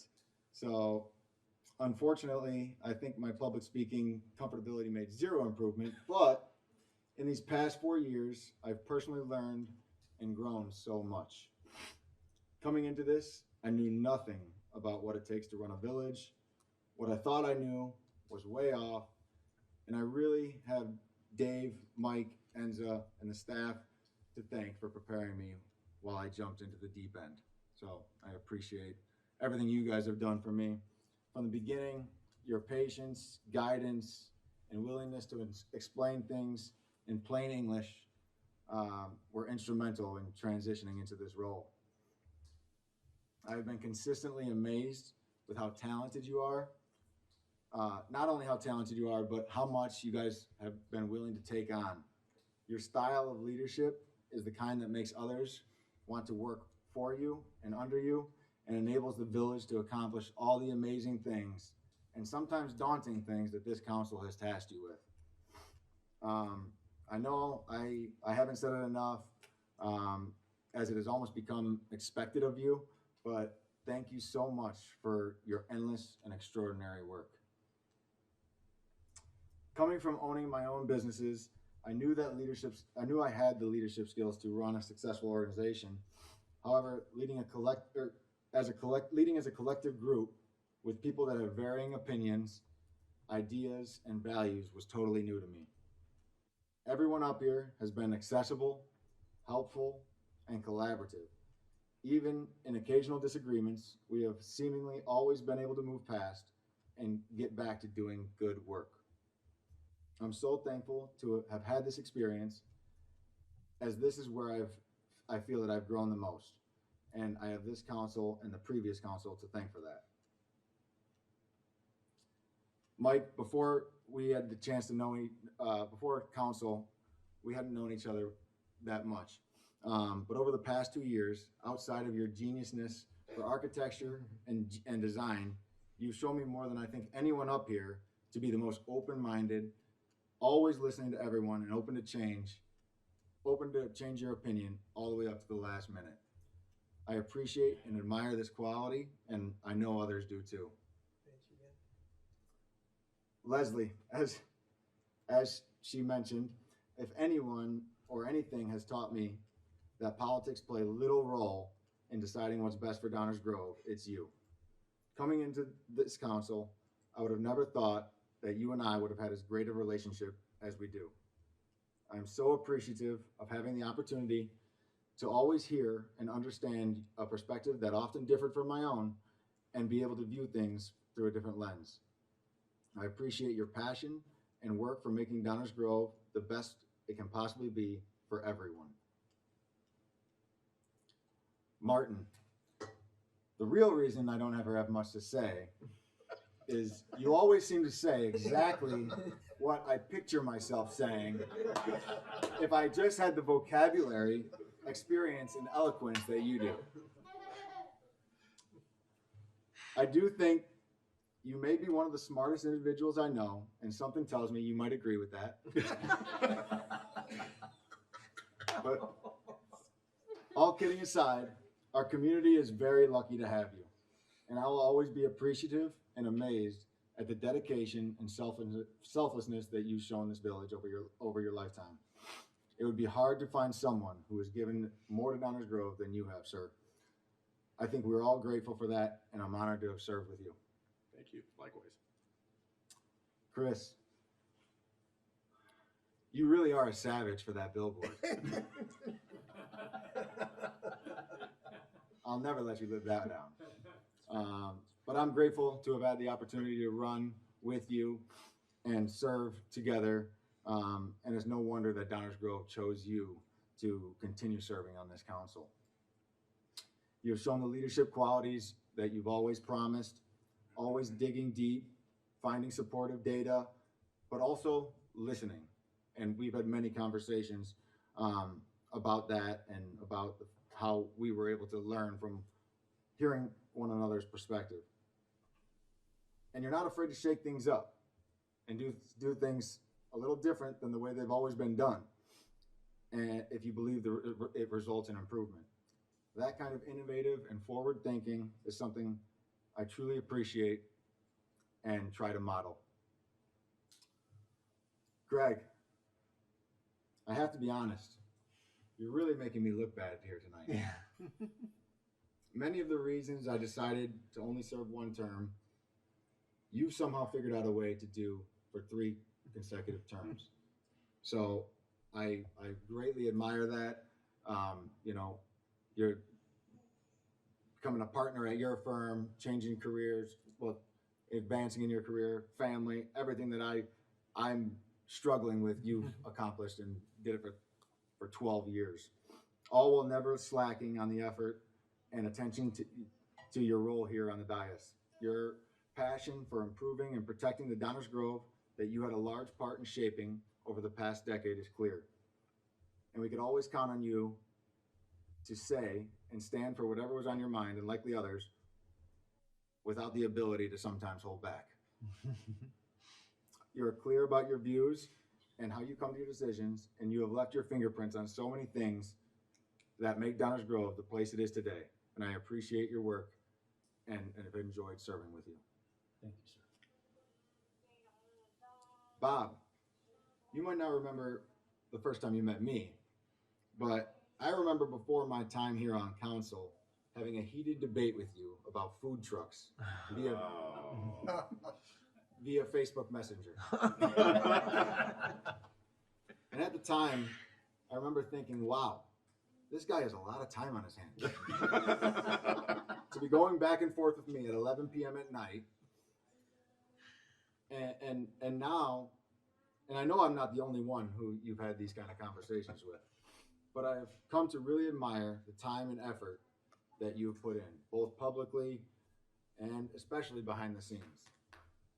Not only the time, but the actual thought that is put into every subject, whether it's exciting, controversial, or rather boring. It's really remarkable and a sacrifice that you give to this community that I don't believe is recognized quite enough. I've seen it firsthand time and time again and thought to myself, how does he do it? And sometimes, why does he do it? But I want to thank you for doing it because I sure appreciate it. But even more so than that, I appreciate your leadership and the guidance that you have given during my time here on the council. In my opinion, your leadership is the reason this council has functioned so well. Thank you, Mayor. Thank you. And thank you to the community who allowed me to serve you. I had no credentials or resume to do this job, but you counted on me to deliver results that were logical, valuable, and kept Downers Grove the amazing place we all love. And I think we did okay. As others have mentioned, we finally built a new civic center, re-envisioned the Fairview focus area, kept taxes low, and together with the community, we developed three new huge guiding documents that will shape the future of Downers Grove. And so many other things, but I'll leave some for Commissioner Jose to boast about.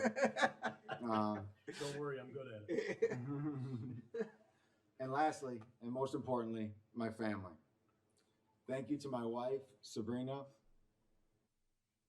the most amazing mom who spent every Tuesday night taking care of the bedtime routine like a champ. And as you can see tonight, that's not easy. Trust me. But also being supportive during the many times when I'm taken away from work or she knew something was bothering me and I just didn't feel like talking about it. Thank you for blindly allowing me to take on this role, as it truly is a sacrifice that you did not ask to make. And my kids, Cameron and Jocelyn, who I no longer have to disappoint when they react with such disappointment that I'm leaving for council at 6:45, saying, "Daddy, I just want you to stay and play police with me." Son, the answer will now be yes. I will stay and play police with you. This really has been such an amazing experience, and I have so much appreciation for those who have put themselves out there and served their community. There are truly some amazing, smart, devoted people here in Downers Grove, and I trust this next council, with the addition of Tammy and Rob, to keep up that trend. I look forward to watching the work that we have laid the foundation for and seeing the continued improvement of Downers Grove for years to come. Thank you, Mayor.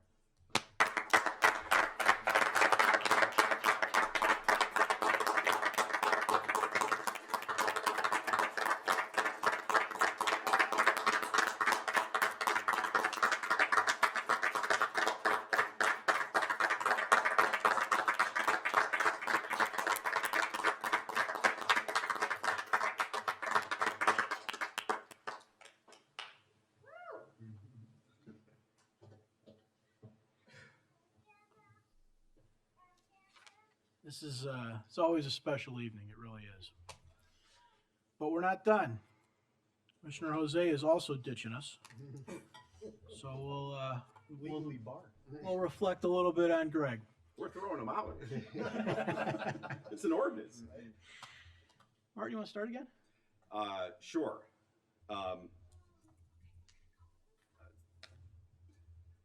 Greg, it has been an absolute privilege and an honor to work with you over multiple councils in multiple roles, multiple projects. I can't think of the village council without you. I really can't. I mean, you've come to epitomize it as a pillar of what this council has been over 12 years. 12 years is a long time. I know Rose knows it's a really long time. God bless you. Your young daughters have basically grown up while you've been in office. And thank you for your sacrifices. And thank you to the entire family for lending Greg to us for all these years, because the community is far greater for it. 12 years, wow. Believe me, I can appreciate what 12 years means. But for those who may not, in various contexts, 12 years hold special significance, often symbolizing commitment, growth, or spiritual milestones. Commitment, your commitment to this community in multiple roles is unparalleled. And by the way, when I say 12 years for Greg, that's serving on the village council. And yes, he would keep going if it wasn't for term limits that were put in years ago that require Greg to pause his service to our community. But I can also remind you can come back. But beyond the 12 years that Greg has spent up here on the dais, let's not forget that Greg previously served on boards and commissions very, very capably, including the ECC and the Plan Commission. And I think that's really where you cut your teeth and thought, well, maybe this isn't such a crazy idea after all. And then you gave it a shot, and the first time it didn't work out. Then you were crazy enough to try again and come back. But you know what? We're all really glad you did. Because it's been a terrific 12 years, and there's been a lot of growth, going back to the words commitment, growth, and milestones. There's been a lot of growth over that period of time. And I'm glad that you and I got to grow together. And I'm glad that we got to grow closer as colleagues and friends in a number of different ways. And milestones, I'm sure the mayor will go through a number of milestones, but the fact that you and I can sit in this building after all the blood, sweat, and tears we put into trying to make this village, this new civic center, a reality is, God bless you, sir. Because I know it meant as much to you as it did to me. And the countless other things that we tackled and faced and dealt with. The number 12 in the Bible often symbolizes completeness or perfection. I know this isn't complete for you because that's not who you are, and I hope it's not. But I'd say it's darn near perfection. And in some belief systems, the number 12 can symbolize periods of devotion, austerities, and preparation for significant events. Again, your devotion is unquestioned. Even when we didn't agree on a particular topic or particular issue, your passion and devotion to moving the issue forward in a reasonable way that would benefit the community was always the first and foremost priority. And I've always appreciated, even when we didn't agree on something, your creative, innovative, and problem-solving approach. Masterfully skillful in that regard, I would have to say, both on camera and off camera, because oftentimes to make everything click the way it works, you've got to meet people where you find them. And you've always done that, and you've spent a lot of personal time doing it. And I'm sure there were a lot of phone calls and emails and meetings that you would have preferred he did not do, but he did that to make things better in this community, countless times. Austerities. Some of us went through days when the village wasn't in the same financial shape it is these days, and the economy wasn't in the same financial shape, and we had to make some pretty tough decisions. We're blessed right now to be able to make decisions that don't have some of those restrictions, but things are cyclic. They'll happen again. So I almost appreciate your devotion and contributions during the less favorable times than the times of plenty, because it's not easy to make those decisions, and yet we work together, and your skill set came together to make sure they could be done well. And speaking of skill set, it's always nice to have another attorney up here, so I don't get all the lawyer jokes. I can at least split them with somebody else. So that's very nice. Your service as a liaison to the Economic Development Commission was very, very important. As Chris knows, and I was an EDC representative back in the day, it's a very important role, and it's very important to work with our Economic Development Corporation to keep them inspired to do what they do, because when they succeed, we all succeed. And as Mayor Pro Tem, honorably and significantly delivered on that office. And I'm sure Mayor Barnett will speak to that further, but it goes beyond being the one to make motions and the one to show up at events when the mayor can't make it, which, by the way, I know you enjoyed and you did very well. I think maybe the tree lighting ceremony may be your favorite event. I'm not sure about that. I won't put words in your mouth, but I can tell your passion, your pride for your community when you serve in that role. And I know that you did it very well. And it also means interacting with our staff on a level and a frequency that is different than the guy that sits at the end of the dais like me. That's a lot of extra work. It's a lot of extra commitment that people don't see, but they see the results. And you've done all those things exceptionally well. I've been very, very proud and will continue to be proud, because you'll be with us, to be your colleague, to be your friend. And I know we'll have our chats at Goldfinger in the future. I look forward to that. But thank you to your family for the sacrifices that you made to share Greg with us for those 12 years and more, because it's probably closer to 18 years when you add it all up. It's really terrific and hugely impactful and beneficial to our community. So it's been an honor and a privilege. You will be missed. Thank you for everything.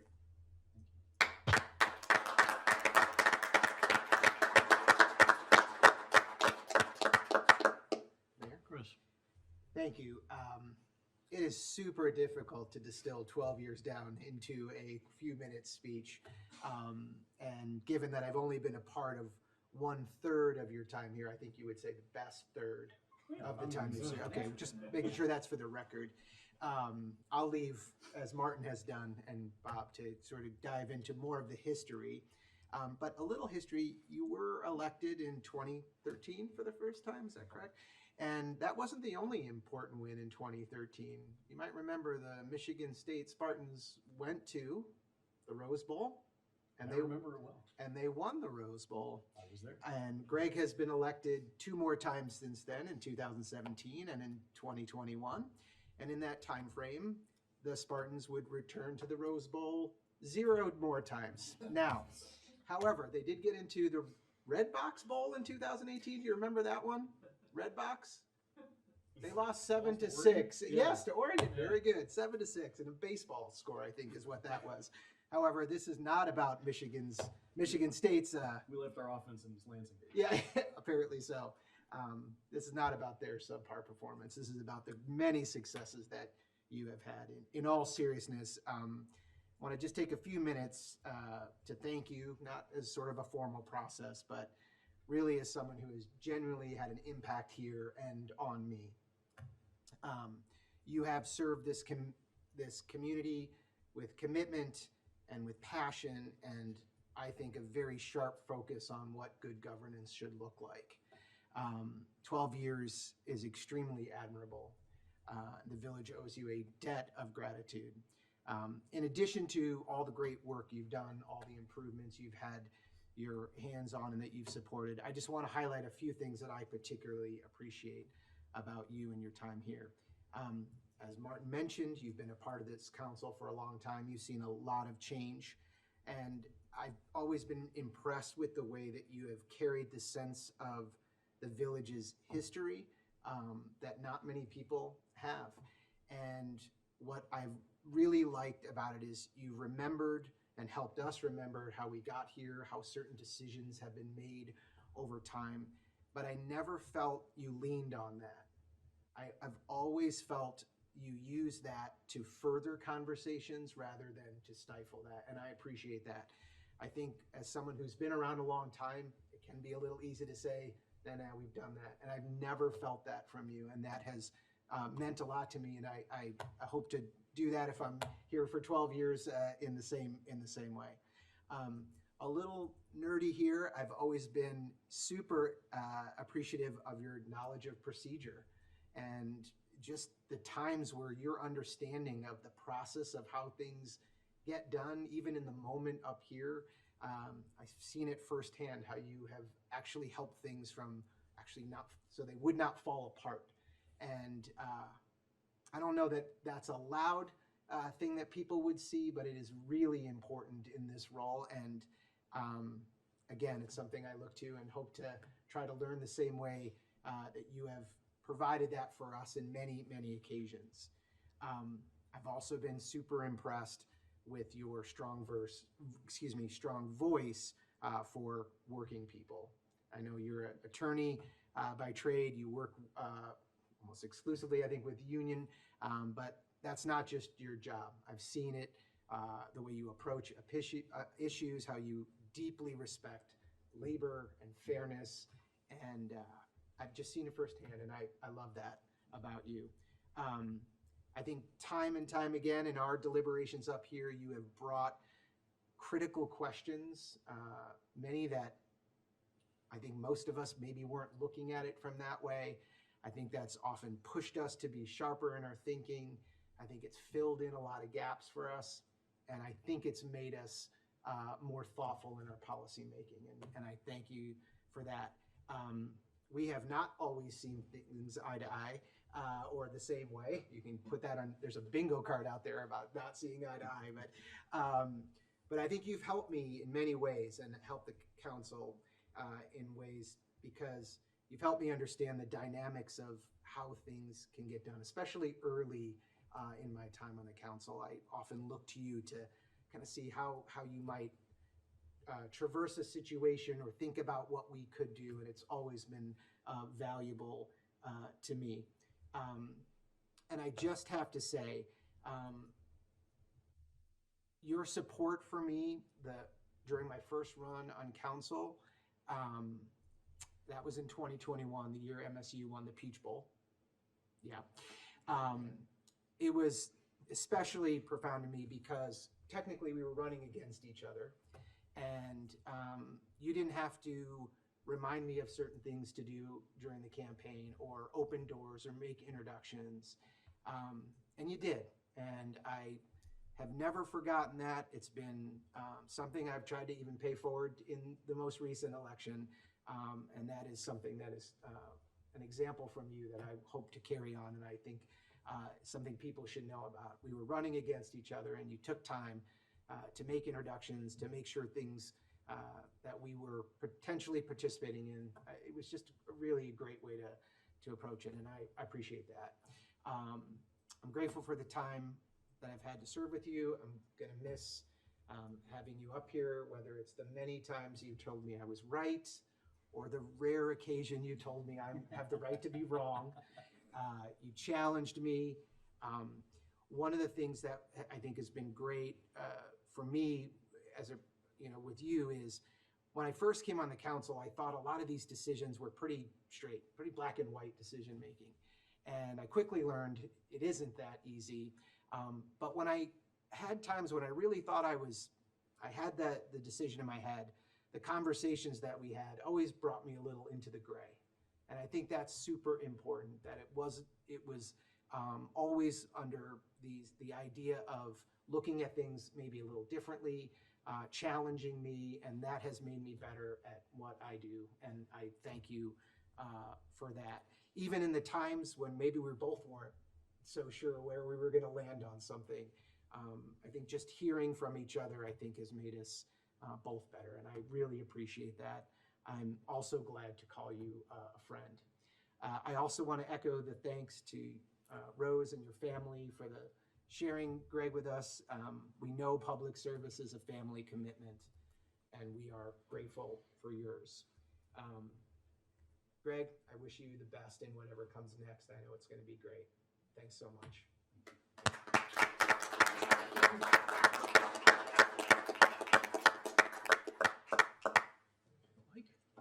I feel like by the time it gets to me, there's just was like, I was gonna say that. I was. You can do the next one, Mike. So, well, how about this? I'm happy to have been part of the best 1/6 of your service. And so let me just say also, when I first joined the council, you made me feel very welcome. Coming onto the council, I had served 12 years on the school board, and I came in with some understanding of how things work. And honestly, I think I was a little overconfident, and I think you did a good job of making me aware of that. Maybe not intentionally. I'll just say PEX piping. You know, I wow, this is not the same as being on the school board. I'm dealing, you know, your ability. You're a force. You're a force to be reckoned with, Greg, and for the benefit of our entire community. You advocate for what you're passionate about. You're articulate, and they're rare qualities. So many people who we get called politicians. I know technically that's kind of what we're doing here, but I really just don't see it that way. It's been a great group for me to work with these last couple of years, and especially with the more experienced members. And I think that's one of the things I'm going to miss most is this institutional knowledge you have of how things are supposed to be done, right, in the best way possible. The way that you conduct yourself. Yes, losing an attorney, people make attorney jokes all the time, but I am so thankful that we've had you here because I can see that experience that you're bringing to us from your real world experience. And just in this last couple of years, I mean, I've had to spend much more time on this than I did on my school board work, and that's saying something because during the pandemic it got to be pretty crazy. I know it was here as well. So to know that you've been doing this for 12 years now, and that you perhaps would have been willing to continue doing this is really something. People, I wish there was a way for people to better appreciate all of the time that gets invested. We're certainly not doing it for the money, and to those out there that think that there's something coming under the table or kickbacks or something, I'm still looking for it. It's not. It's just not here. What's actually going on is just huge sacrifice, and you've led by example, and I hope that you're going to take all of these wonderful experiences you've had here, this great leadership experience you've had here, and apply it to other parts of your life. There's no shortage of need out there for people of your skill set, and so thank you so much for being here, make me feel welcome, and for all that you've done for our community. Thank you, Greg.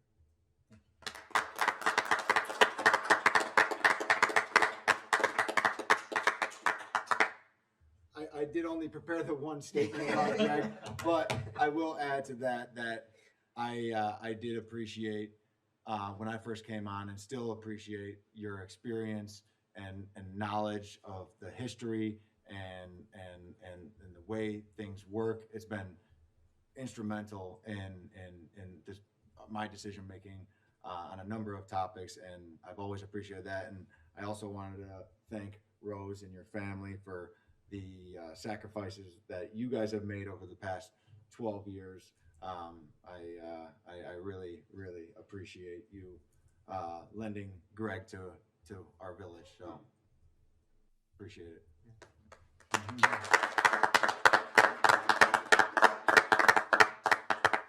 Leslie? Yeah, I do want to remind everyone as we talk about lawyer jokes, we do have a lawyer and a law professor coming on, so I don't think we're going to be missing out on those anymore.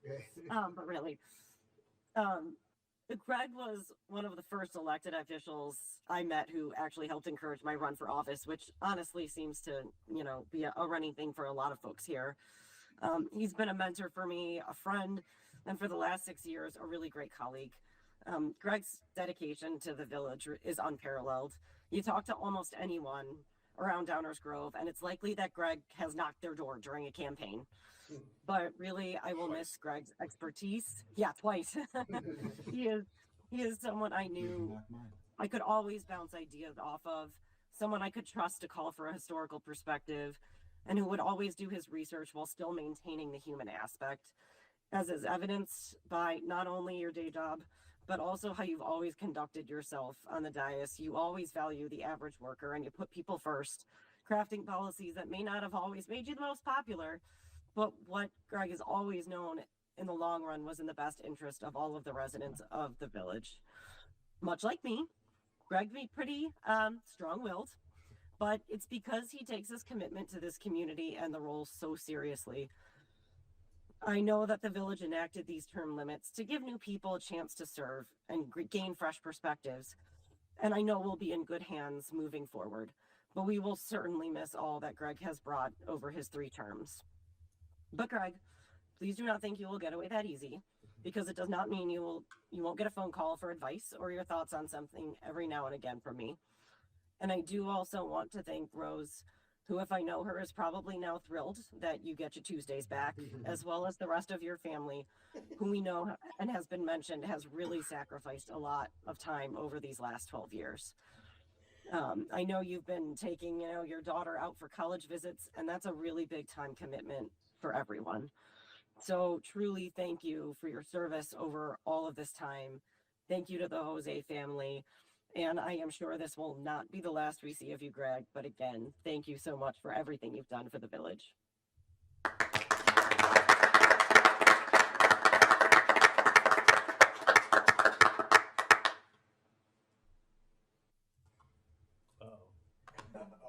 Thank you. First and foremost, thank you. Martin alluded to it a little bit. Mayor Pro Tem position has a lot that goes on that isn't up here on the dais. And I was at an event recently where the leader of the organization commented he was the least important person in the room. And there's a lot of truth to that here. And Greg has been that guy, not sitting up here, but still in the room, that has frankly enabled me to do this job. And I just want to say thank you on that before I touch on some of this other stuff, because it's a big deal. It's probably underappreciated, and it's super important. 16, Martin, that's my count. The last 16 years, Greg has served this village. Member of the Environmental Concerns Commission, the Plan Commission, and then as a member of this village council. Greg's 3 terms as a council member began in 2013, and he has served this job of Mayor Pro Tem that I just talked about since 2019. Greg and I met in 2011, I think. But we started to get to know each other in 2013. And it's been a privilege to have the opportunity to develop first a working relationship on behalf of the village and the council that has worked well, but then, and more importantly, an actual friendship for which I'm grateful. Greg has said, I'm so glad Chris used the word nerd. Greg has said he freely admits he's a government and public policy nerd. I couldn't agree more, nerd and all. Through the ups and downs of working on behalf of the residents and the businesses of the village, Greg has been a true asset to our community. Over the years, he's been a strong advocate of enhanced stormwater management. He supported the continued operation of a stormwater utility, dozens of capital improvement projects, and more stringent stormwater regulations. Greg's commitment to stormwater management has helped the village reduce frequency and severity of flooding, and it's still today, ask people, one of the top subjects, most important things to them, it's stormwater. Greg's focus on what matters to people matters. Greg was a vocal participant in the 2017 Comprehensive Plan update and the resulting changes to the zoning downtown. Greg helped drive the policies and approvals that transformed our downtown, including Burlington Station, Main and Maple Marquee, and Maple and Dash. And he also helped transform the rules and regulations that, again, listened to the residents and adjusted and put some constraints on that downtown growth. Greg's also been a supporter of the village's economic development efforts, serving on the Economic Development Corporation Board of Directors for years. He supported several redevelopment agreements in Ogden Avenue, including the expansions of the Perillo Dealership Group, Fresh Time, retail developments at Main Street, Saratoga, and Prince, and most recently, 1250 Ogden Avenue. Much of Greg's time on the council was spent working towards this new civic center. After several versions of facilities dating back to at least your first year, Greg worked to ensure the civic center we're all seated in now became a reality. Drawing on his time on the ECC and as a member of the village council, Greg was a consistent advocate for and supporter of environmental efforts. Efforts that led to regional recognition of this village from the GRC and that served as a starting point for our environmental sustainability plan that we are all very proud of. We've talked a lot up here about Greg and what we've seen and heard from Greg. I just talked about some of the physical attributes of a community. But Greg's been a consistent and creative force in advocating and supporting our people. Greg's work for unions and labor work, his law practice, thinking of people first is all well documented, but let's add some documentation. Greg worked to help bring the Lace Creek Supportive Living Center to our community. Greg pushed for restoring the village's funding to Meals on Wheels. Greg worked to establish Downers Grove as a leader in the peer jury restorative justice program that now serves our entire area. Commissioner Jose was a strong advocate of starting and supporting our social service referral program. Greg instituted changes to our village purchasing policy, which now require contractors on certain projects to participate in apprentice programs. Greg has never let village government that he serves forget that it's the people that matter. Talked about the family and the family impact and the family support, and of course we thank Rose and the girls. But one thing I hope is that the girls see and learn from the example set by their father. It is one to be really, really proud of. So 12 years has come and gone. I kind of wish it was continuing, despite the fact that Martin was pointing at me a few minutes ago. But thank you, Greg, again. Thank you for the opportunity to work side by side. It's been a pleasure, and it's really been an honor. It's been mine.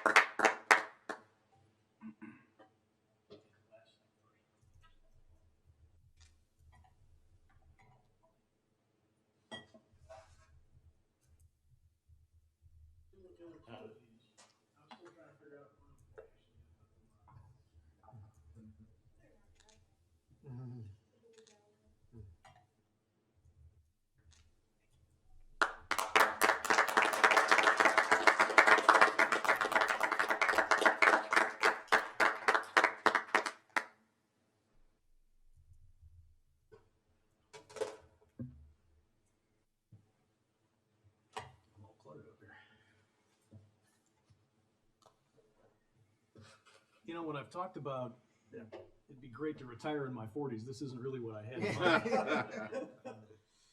I want to start with some thank yous. There are far too many people for me to ever name everybody that I should, but I'm going to take a big whack at it, so buckle up. First, thank you to Rose, Evie, and Hannah.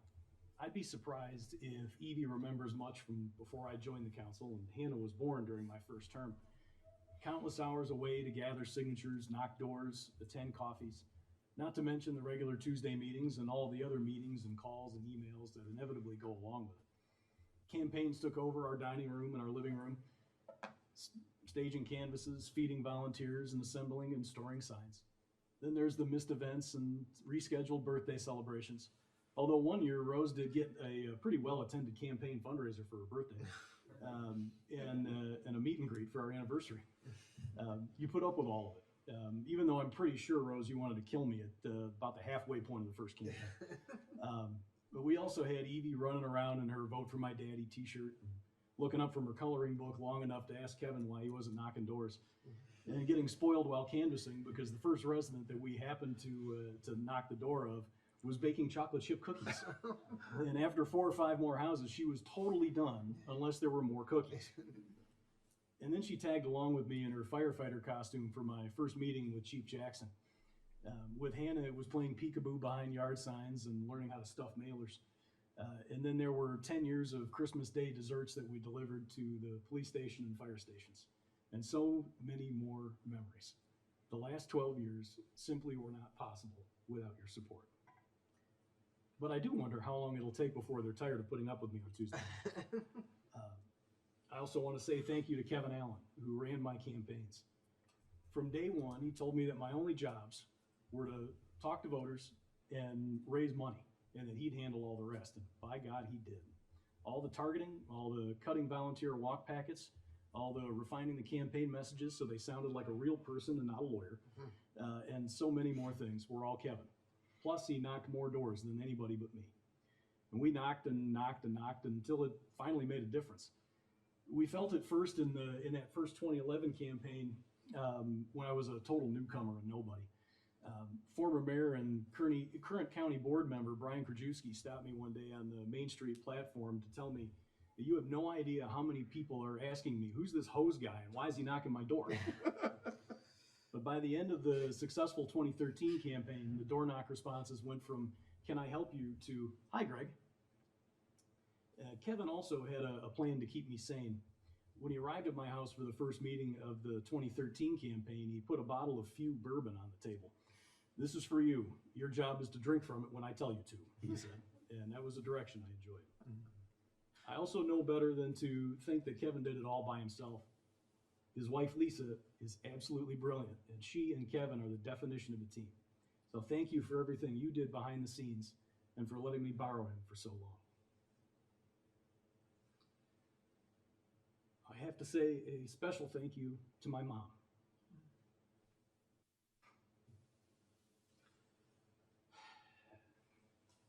The strongest and yet most gentle person I've ever known, with an unshakable faith in both God and humanity. You taught me to find the good in everyone, nurtured my interest in politics, and modeled public service both personally and professionally. You taught me always to try to do the right thing, to stand up for myself and for the little guy. And oh, how many times you asked, if everyone else jumped off a bridge, would you? You taught me always to follow my heart and my conscience, and to be entirely comfortable if that left me standing alone. But the biggest lesson was that I had the responsibility to make the world a better place. To whom much is given, much is required, you like to say. But I didn't fully understand that until I had children. Evie and Hannah, you're my inspiration and my motivation for serving, for doing what I can to make our world a better place for you. And I hope you take the same lesson from my service that I did from Grandma's and find your way to make the world a better place. And now a thank you to all of my colleagues on the council over the years. There have been so many, and while I've been closer to some than others, I've taken so much from all of you. I'd like to begin with a former colleague who isn't here, David Olson. We didn't serve together long, but we share electoral history in both the 2013 village race and 2016 state rep race. And this might sound a little crazy, and don't get me wrong, losing sucks, especially after pouring everything you have into a race for 18 months. But David winning that 2016 race turned out to be a blessing in disguise. I wouldn't trade the last 9 years here on this dais and all that we've accomplished for anything that could have come in Springfield. Not to mention the professional accomplishments and the relationships that wouldn't have been possible, and all the relationships that were built over the years. Thank you, David. To Commissioner Davenport, thank you for the architect's perspective, the small business owner's perspective, and the benefit of your school board experience. You may have been new up here, but it was obvious that you were not new to public service. And you've been dedicated to our community for the better part of 15, 18 years, and it absolutely shows. Your impact on my perspective and the work that we've done here is far greater than the 2 years that we've spent together. Danny, I kind of said everything I was going to say, but I just want to reiterate that it's been an absolute pleasure, and many thanks to you for all the conversations, for the perspective you bring, and thanks to your family for sharing you with us these last 4 years. To Commissioner Sadowski-Fugit, Leslie always challenges us, pushing boundaries and taking so much more backlash while doing it than anybody else up here. But you never retreat from it. Back in the 60s and 70s, there was a U.S. Senator from Michigan named Phil Hart, who was known as the conscience of the Senate for his unwavering moral compass and commitment to justice for all. And that's Leslie. Seeing the overlooked, remembering the forgotten, standing up for the marginalized, and sending forth, in the words of Robert Kennedy, the tiny ripples of hope that can sweep down the mightiest walls of oppression and resistance.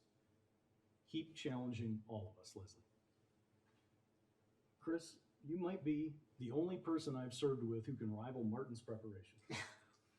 It's easy to see why you're a successful business owner. Week after week, you've got pages and pages of meticulously organized notes, prepared remarks to go with them, and yet you're still probably the most likely one to drop a funny off-the-cuff line, too. You're always asking questions, always pushing for more and better, trying to make what's possible into our reality. Our approaches are sometimes different, but when we disagree, it's usually because we're pushing each other to strive further and reach for more. And that's why, even after a disagreement, we're back to joking around shortly after. Keep pushing the council and the community for more. Martin, all at once, you're the council's institutional memory and Mr. Innovation. A couple of weeks ago, I jokingly gave you a ribbon calling you the official Smarty Pants, but it rings true. Your brilliance is obvious, but that's only a small part of what makes you a great public servant. The real key is dedication to the village, to the residents, and to the role. There's no one better prepared, no one with a better knowledge of our code, and no one more dedicated to finding that and solution. And without your reminders, I'll never again know how many days are left before Christmas. But seriously, you've set the example from long before I joined the council, and have been a constant reference point ever since. Thank you for making me a better commissioner and a better public servant. Thank you. Bob, just before Election Day in 2013, we had a conversation at Emmett's after a meet and greet. You had 3 questions for me. Whether I was a Cubs or Sox fan, which I got wrong. Whether I preferred the Beatles or the Stones, which I got wrong. And something else that I can't remember, but it happened to be the only question I got right. That led to dinner at Jay Fleming's to bury the campaign hatchet and get to know each other. And then there was your idea to make ourselves available to residents before meetings, which I think maybe one person actually took us up on. So we spent most of the time just chatting. And then there were the post-meeting recaps and the occasional beer at Walsh's or another watering hole, and who knows how many phone conversations. And then there was the night you collected Newstat, Durkin, Olson, and me, and we delivered coffee and donuts to Public Works during a snowstorm. I lost count of how many corners you fishtailed around. You took years off my life, and that's saying something, given the way I behave. When you ran for mayor, you said you wanted a partner, and you kept your word 100%. We haven't always agreed, but you never stopped looking for my input, right up to the last coffee with the council. And we had great times with the Friday morning meetings that, more than a few times, included joke after joke until Fieldman said he'd quit. But what started as mutual skepticism became trust, and what started as a working relationship became a partnership and a friendship. You've been there for me in every way. It's been an honor to serve alongside you and to call you my friend. So many thanks go out to our incredible village staff, especially Dave Fieldman, Enza Petrarca, and Mike Baker. Simply put, you're the best in the business. Day in and day out, you put the council in positions to make great policy. You lead hundreds of staff in providing exceptional services to our residents, and you make it all look so easy, even though we all know that it's not. Your tireless work has made me a better public servant, and the example of how you operate has made me a better attorney, counselor, and manager in my professional life. Thank you could never come close to describing how grateful I am for all of you. Sorry, I had to go Marco Rubio there for a second. My final thank you is to the residents of Downers Grove. Thank you for placing your trust in me these last 12 years and allowing me the privilege of serving you. Other than being the father of the 2 best daughters in the world, serving all of you and with all of you has been the greatest honor of my life. There have been so many successes: balanced budgets, one of the lowest tax burdens in DuPage County, new facilities, investments in infrastructure, the continued growth of downtown and reshaping of Ogden Avenue, just to name a few. It's easy to focus on the big numbers and the big events, but this job is about the possibilities those big numbers create. Or as someone said to me recently, being on council is like a big pro bono project. It's about the impact on people's lives. It's the teenagers who get to give back on peer jury, and those who get a second chance because they go before those peers, rather than into the criminal justice system. It's about the small business owner who comes to council looking for a zoning tweak to sell hockey equipment by mail out of his office, or a new type of liquor license so that they can make their small business dream a reality right here in our village. It's about the families who choose to raise their children in our village, and those children who come back to raise their families here too. It's about the families who no longer flood during a rainstorm. It's about making sure our first responders have the resources they need to keep our residents safe. And I want to linger on that for just a second. Our first responders are second to none. You're running toward danger when others are running away. It takes uncommon courage and shows such passion and love for our village. From the bottom of my heart, thank you for all you do for Downers Grove. And I want to say a special thank you to a handful in particular: Joel Maines, Rob Peck-Elder, Scott Cabanell, and Bob Bark. You guys have always had my back, and it's been an honor to have yours. To be sure, there have been frustrations along the way, and I know there are residents who have used my name in vain the last 12 years. And I leave with my share of political scars, but that's just fine with me, because the battles needed to be fought. That's part of standing up and fighting for what you believe in. There might be a vote or two I'd give back and change if I could. And I've stuck my foot in my mouth once or twice. All right, maybe more. But I look back with few, if any, regrets. The common thread in all of it is a phrase that I first recall is coined by Tip O'Neill, that all politics is local. Whether a resident is thrilled or thoroughly upset, it comes from the same place. We make decisions every week that impact people's lives and livelihoods, their families, and their largest single investments, their homes. We all share that. What binds us together is that we're all neighbors. Our children go to school together and play at the same parks. We run into each other at Jewel or Fresh Time. We check books out of and go to programs at the same library. We share not just a zip code, but a community. This great village that we all call home. I hope that I have helped to make our village a better place for all of you in these last 12 years. I look forward to the next council making it even better. And just in case you don't, I know where to find you. Thank you.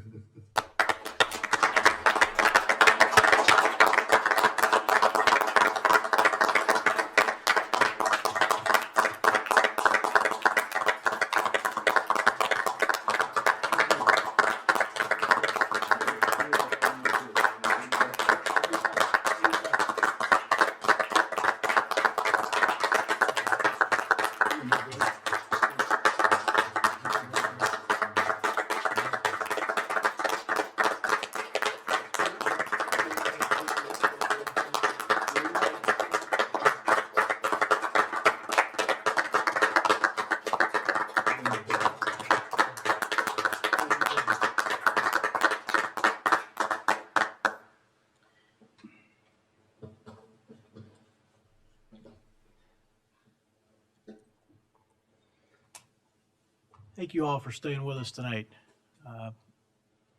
It's a pretty special evening. It really is, and we're glad you were able to join us tonight. We do have one more item here. We don't want to miss this because it is sometimes a service to our community, and that's council member report outs. It's a little anticlimactic, I suppose, at some point, but nonetheless important. This is an opportunity for council members to report out on other goings on in the community, groups that they're working with, events they think we should all know about. So we'll start with Commissioner Tully. Thank you, Mayor. And I may borrow those words in a couple of years. Thank you. That was very well said. Very well said. I'll just leave it at that. Now I forgot what I was going to say. So first thing I was going to say is, Mary Wright, it's a very special evening, and we take the time it deserves to recognize the service of those who will be leaving us. And I'm glad that we have separated the accolades for thanking and honoring our departing colleagues from the session of welcoming our new colleagues. In the old days, we used to try to cram all that into one night. I know you're going to kick me if I keep talking about the old days, but we learned and we got better. We straightened it all in one night, and it was a disservice. So I'm so glad that we have done it this way for some time now, because I think it gets the attention and the specialness that it deserves, and that's great. And then we can bestow equal specialness and celebration on our incoming colleagues, who I'm so glad have not run out of the room after all the comments that have been made. We're looking forward to welcoming you and serving with you. That will be an equally special night. I have to remind everybody that a very special organization in our town, Hope's Front Door, is having their Hands of Hope luncheon once again on Tuesday, April 29th from 11:30 a.m. till 2 o'clock p.m. At the look it up here, Seven Bridges Golf Club over in that town I mentioned earlier. A very important organization in our community, speaking of helping those who really need the assistance of their neighbors. Hope's Front Door is celebrating its 25th years of serving its community. So if you have an opportunity, if you'd like to, I have a table as a board member. If you would like to join me at my table, let me know. We would love to have you and expose some new people to the wonderful things that Hope's Front Door does. And then last but not least, because I have to do this for both of you, there are in fact only 65 days left until Rotary Grow Fest. Thank you, Mayor. Thanks, Martin. Chris? Thank you, Mayor. Given that it is National Public Safety Telecommunications Week, it's probably important to remind people that DUCOM, DuPage Communications, now accepts texts to 911 from individuals who might need assistance, who can't talk to a telecommunicator. So I think there's an informational video on the ducom.org site. That's DUCOM with 2 M's at the end of it. But important enhancement to our safety. But I think it's preferred if you call. So I want to make sure you watch the video because it will give you some information, but it is an enhancement that I think will increase the safety of our community. So you can text to 911 if you need to. Thank you, Mayor. Thank you. Mike? No report. Thank you, Mayor. Leslie, you have anything? No report. Thank you, Mayor. Danny? I have far surpassed my speaking quota. No report. Thank you, Mayor. It was nice to hear from you. Greg? Well, if you're going to give me the floor, no, I'm kidding. No. There's an epilogue. All right. Anybody up here want to make a motion to adjourn? Move to adjourn. Do I have to second? No, you don't. We can sit We here could all just night. sit and listen. Second, Mayor. All those in favor say aye. Aye. Bye. Opposed? Unanimous. We are adjourned. Thank you all. Have a great evening.